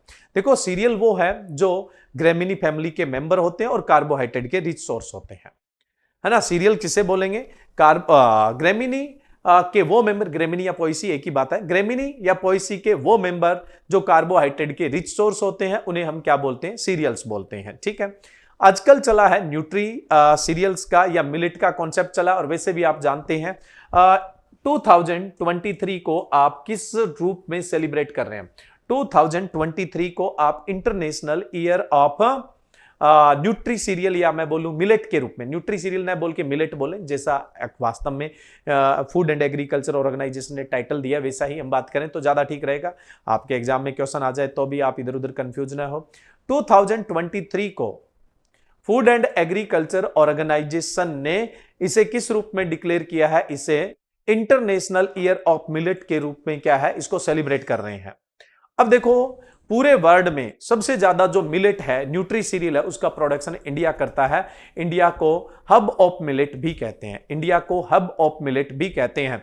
इंटरनेशनल ईयर ऑफ मिलेट का जो लीडरशिप कर रहा है, जिसका मतलब नेतृत्व जो कर रहा है, लीडरशिप कर रहा है, वो भी इंडिया ही कर रहा है, क्योंकि पूरे वर्ल्ड के अंदर मिलेट का जो हब है वो किसे कहा जाता है, इंडिया को ही कहा जाता है। इसलिए इसकी लीडरशिप है वो किसको दी गई है, इंडिया को दी गई है। मिलेट का बहुत बड़ा रोल है, तो मिलेट को ही आप क्या बोलते हैं, न्यूट्री सीरियल या कोर सीरियल। तो किंग ऑफ न्यूट्री सीरियल या किंग ऑफ मिलेट किसे कहा जाता है, सोरगम को कहते हैं, ज्वार को कहते हैं, समझ रहे हो। अब देखो जब से ये मिलेट का कॉन्सेप्ट आया ना, दो ऐसे मिलेट आ गए जो ग्रेमिनी के नहीं है। और हमने क्या बोला, सीरियल वो है जो ग्रेमिनी का मेंबर है और कार्बोहाइड्रेट का रिच सोर्स है। अब जो ग्रेमिनी का यानी पोएसी का मेंबर नहीं है ना, उसको हम ट्रू सीरियल तो नहीं बोलेंगे, ट्रू सीरियल नहीं बोलेंगे, हम उसको क्या बोलेंगे, सूडो सीरियल बोलेंगे। ट्रू सीरियल नहीं बोलेंगे, क्या बोलेंगे उसको, सूडो सीरियल। अब आपसे पूछ ले सूडो सीरियल कौन से हैं, तो आप बोलोगे एक तो बकव्हीट जिसको कुट्टू बोलते हैं, बकव्हीट या कुट्टू जिसको बोलते हैं। आगे पढ़ेंगे जब हम सीरियल क्रॉप्स पढ़ेंगे वहां डिस्कस करेंगे मिलेट के अंदर। बकव्हीट या कुट्टू पॉलीगोनेसी फैमिली का है। कौन सी फैमिली का है, पॉलीगोनेसी, पोएसी का तो नहीं है, पॉलीगोनेसी का है। तो एक तो बकव्हीट यानी जिसको आप क्या बोलते हैं, कुट्टू, ये सूडो सीरियल है, झूठा अनाज है। दूसरा आपने सुना होगा पर्पल एमरेंथस, पर्पल एमरेंथस की फैमिली एमरेंथेसी, पोएसी तो नहीं है, तो पर्पल एमरेंथस और जो बकव्हीट है उसको हम सूडो सीरियल बोलते हैं। बाकी अभी तक जो आप सीरियल में पढ़ रहे हैं वो सारे के सारे कौन से हैं, ट्रू सीरियल है। तो सबसे पहले सीरियल से रिलेटेड मैंने कुछ इंपॉर्टेंट इंफॉर्मेशन दे दी। नेक्स्ट अपने बात करें pulses. Pulses word derived from Latin word that means thick soup. Pulses है वो लैटिन वर्ड है और जिसका मीन्स होता है थिक सूप, गाढ़ा soup. All pulses are legume but all legume are not pulses. सारे के सारे पल्सेज लेग्यूम है, इस बात में कोई डाउट नहीं है, लेकिन सारे लेग्यूम तो पल्सेज नहीं है ना। जैसे मैं बात करूं सूप बबुल जो ट्री है तो वो कोई पल्सेज थोड़ी है, लेकिन लेग्यूम तो है।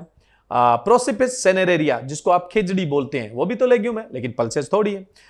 उसके अलावा मैं बोलूं कि जैसे ब्रिज का बरसीम, ये भी तो लेग्यूम है, लेकिन पल्सेज थोड़ी है। क्लस्टर बीन, ग्वार, ये भी तो लेग्यूम है, लेकिन पल्सेज तो नहीं है ना। जाहिर सी बात है, तो हम बोल सकते हैं all pulses are legume but all legume are not pulses. तो लेग्यूम को हम क्या बोलते हैं, लेग्यूम को हम फेबियसी भी बोल देते हैं। लेग्यूम को हम क्या बोल देते हैं, लेग्यूमिनेसी फैमिली को क्या बोल देते हैं, फेबियसी भी बोल देते हैं। यहां सीरियल की फैमिली कौन सी थी, ग्रेमिनी, ग्रेमिनी का दूसरा नाम पोएसी, तीसरा नाम ग्रास फैमिली।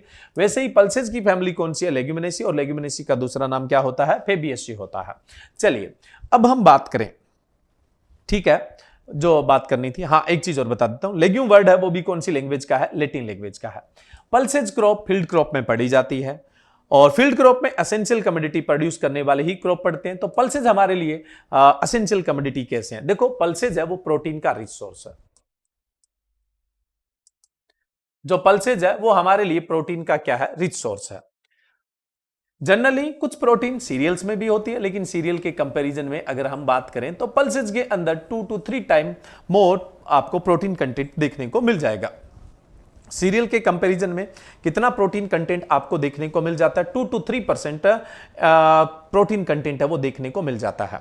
अब देखो प्रोटीन का हमारी बॉडी में क्या रोल होता है, इस अर्थ पे सबसे बड़ा जो स्ट्रक्चरल एलिमेंट्स है वो कौन सा है, प्रोटीन है। हमारी बॉडी के अंदर जो स्ट्रक्चर डेवलप होती है वो किससे होती है, प्रोटीन से होती है। तो प्रोटीन अर्थ का सबसे बड़ा स्ट्रक्चरल एलिमेंट्स है और हम जितना फूड खाते हैं उसमें सबसे ज्यादा जो पैसा लगाते हैं वो प्रोटीन पे लगाते हैं, इसलिए प्रोटीन को रॉयल न्यूट्रिएंट्स भी कहा जाता है। और ये हमारे लिए जरूरी है, नहीं तो हमारी स्ट्रक्चर कैसे डेवलप होगी, नहीं डेवलप होगा ही ना। ये जो मसल्स वसल्स बनती है ये सब किससे बनती है, प्रोटीन से बनती है। तो प्रोटीन का रिच सोर्स कौन है, पल्सेज ग्रुप। अब आपको पता लग गया ये एसेंशियल कमोडिटी कौन सी है। देखो प्रोटीन को लेके कई बार कुछ एग्जाम में क्वेश्चन पूछ लिया जाता है, पहले तो अपने उसको क्लियर करते हैं फिर वापस हम पल्सेज ग्रुप में चलते हैं। देखो इस पूरे यूनिवर्स में हम बात करें तो प्रोटीन का जो सबसे रिच सोर्स है वो कौन सा है, सोयाबीन। सोयाबीन में ऑलमोस्ट 42% प्रोटीन होती है, रेंज में बात करें तो 40 to 45% आपको प्रोटीन कंटेंट देखने को मिलता है। वहीं पे अपने बात करें मशरूम के अंदर 33% प्रोटीन कंटेंट होता है। वहीं पे नेक्स्ट मैं बात करूं तो जो लिथायरस है जिसको आप क्या बोलते हैं, स्वीट पी बोलते हैं।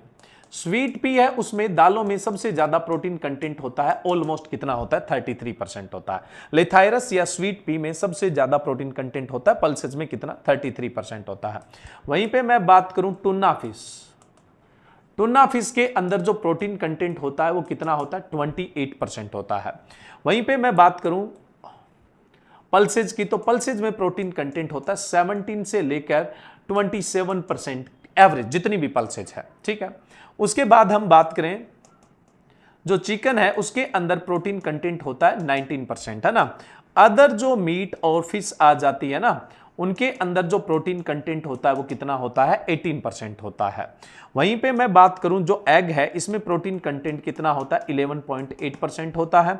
और वहीं पे मैं बात करूं तो जो व्हीट है इसमें प्रोटीन कंटेंट कितना होता है? व्हीट के अंदर प्रोटीन कंटेंट होता है ऑलमोस्ट 11 to 13%।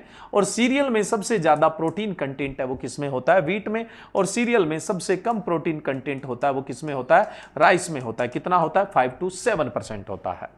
सबसे कम जो प्रोटीन कंटेंट होता है वो राइस में होता है। कितना होता है? 5 to 7% के लमसम होता है। ठीक है, तो प्रोटीन कंटेंट को लेके आगे बातें चलती रहेगी, बट यहां पे बात आ गई थी प्रोटीन को लेके, तो मैंने प्रोटीन के आपको सोर्स बता दिए हैं। अब प्रोटीन का एक और सोर्स है, वो भी यहां पे डिस्कस कर लेता हूं ताकि आपके आउट ऑफ माइंड न रहे। तो वो है क्लस्टर बीन। क्लस्टर बीन हम खाने के काम में तो नहीं लेते हैं। इसकी जो ग्रीन स्टेज में ग्रीन पोड होती है वो तो जरूर हम खाते हैं, है ना। इसको हम ग्वार बोलते हैं। क्या बोलते हैं? ग्वार बोलते हैं। ठीक है, ग्रीन पोड तो काम में ली जाती है, बट सीड काम में नहीं लेते हैं। इसके सीड है वो एनिमल फीड बनाने के काम में लिए जाते हैं, और इसमें प्रोटीन कंटेंट ऑलमोस्ट 45% होता है। और इसे इंडियन सोयाबीन के रूप में भी जानते हैं आप, मतलब इसे आप इंडियन सोयाबीन भी बोलते हैं। तो ये प्रोटीन के आपके सोर्स है, और किसी न किसी एग्जाम में यहां से एक आधा जो डेटा है वो आप लोगों से पूछ लिया जाएगा। पल्सेस क्रॉप से जो डिस्कशन है वो अपने कल करेंगे।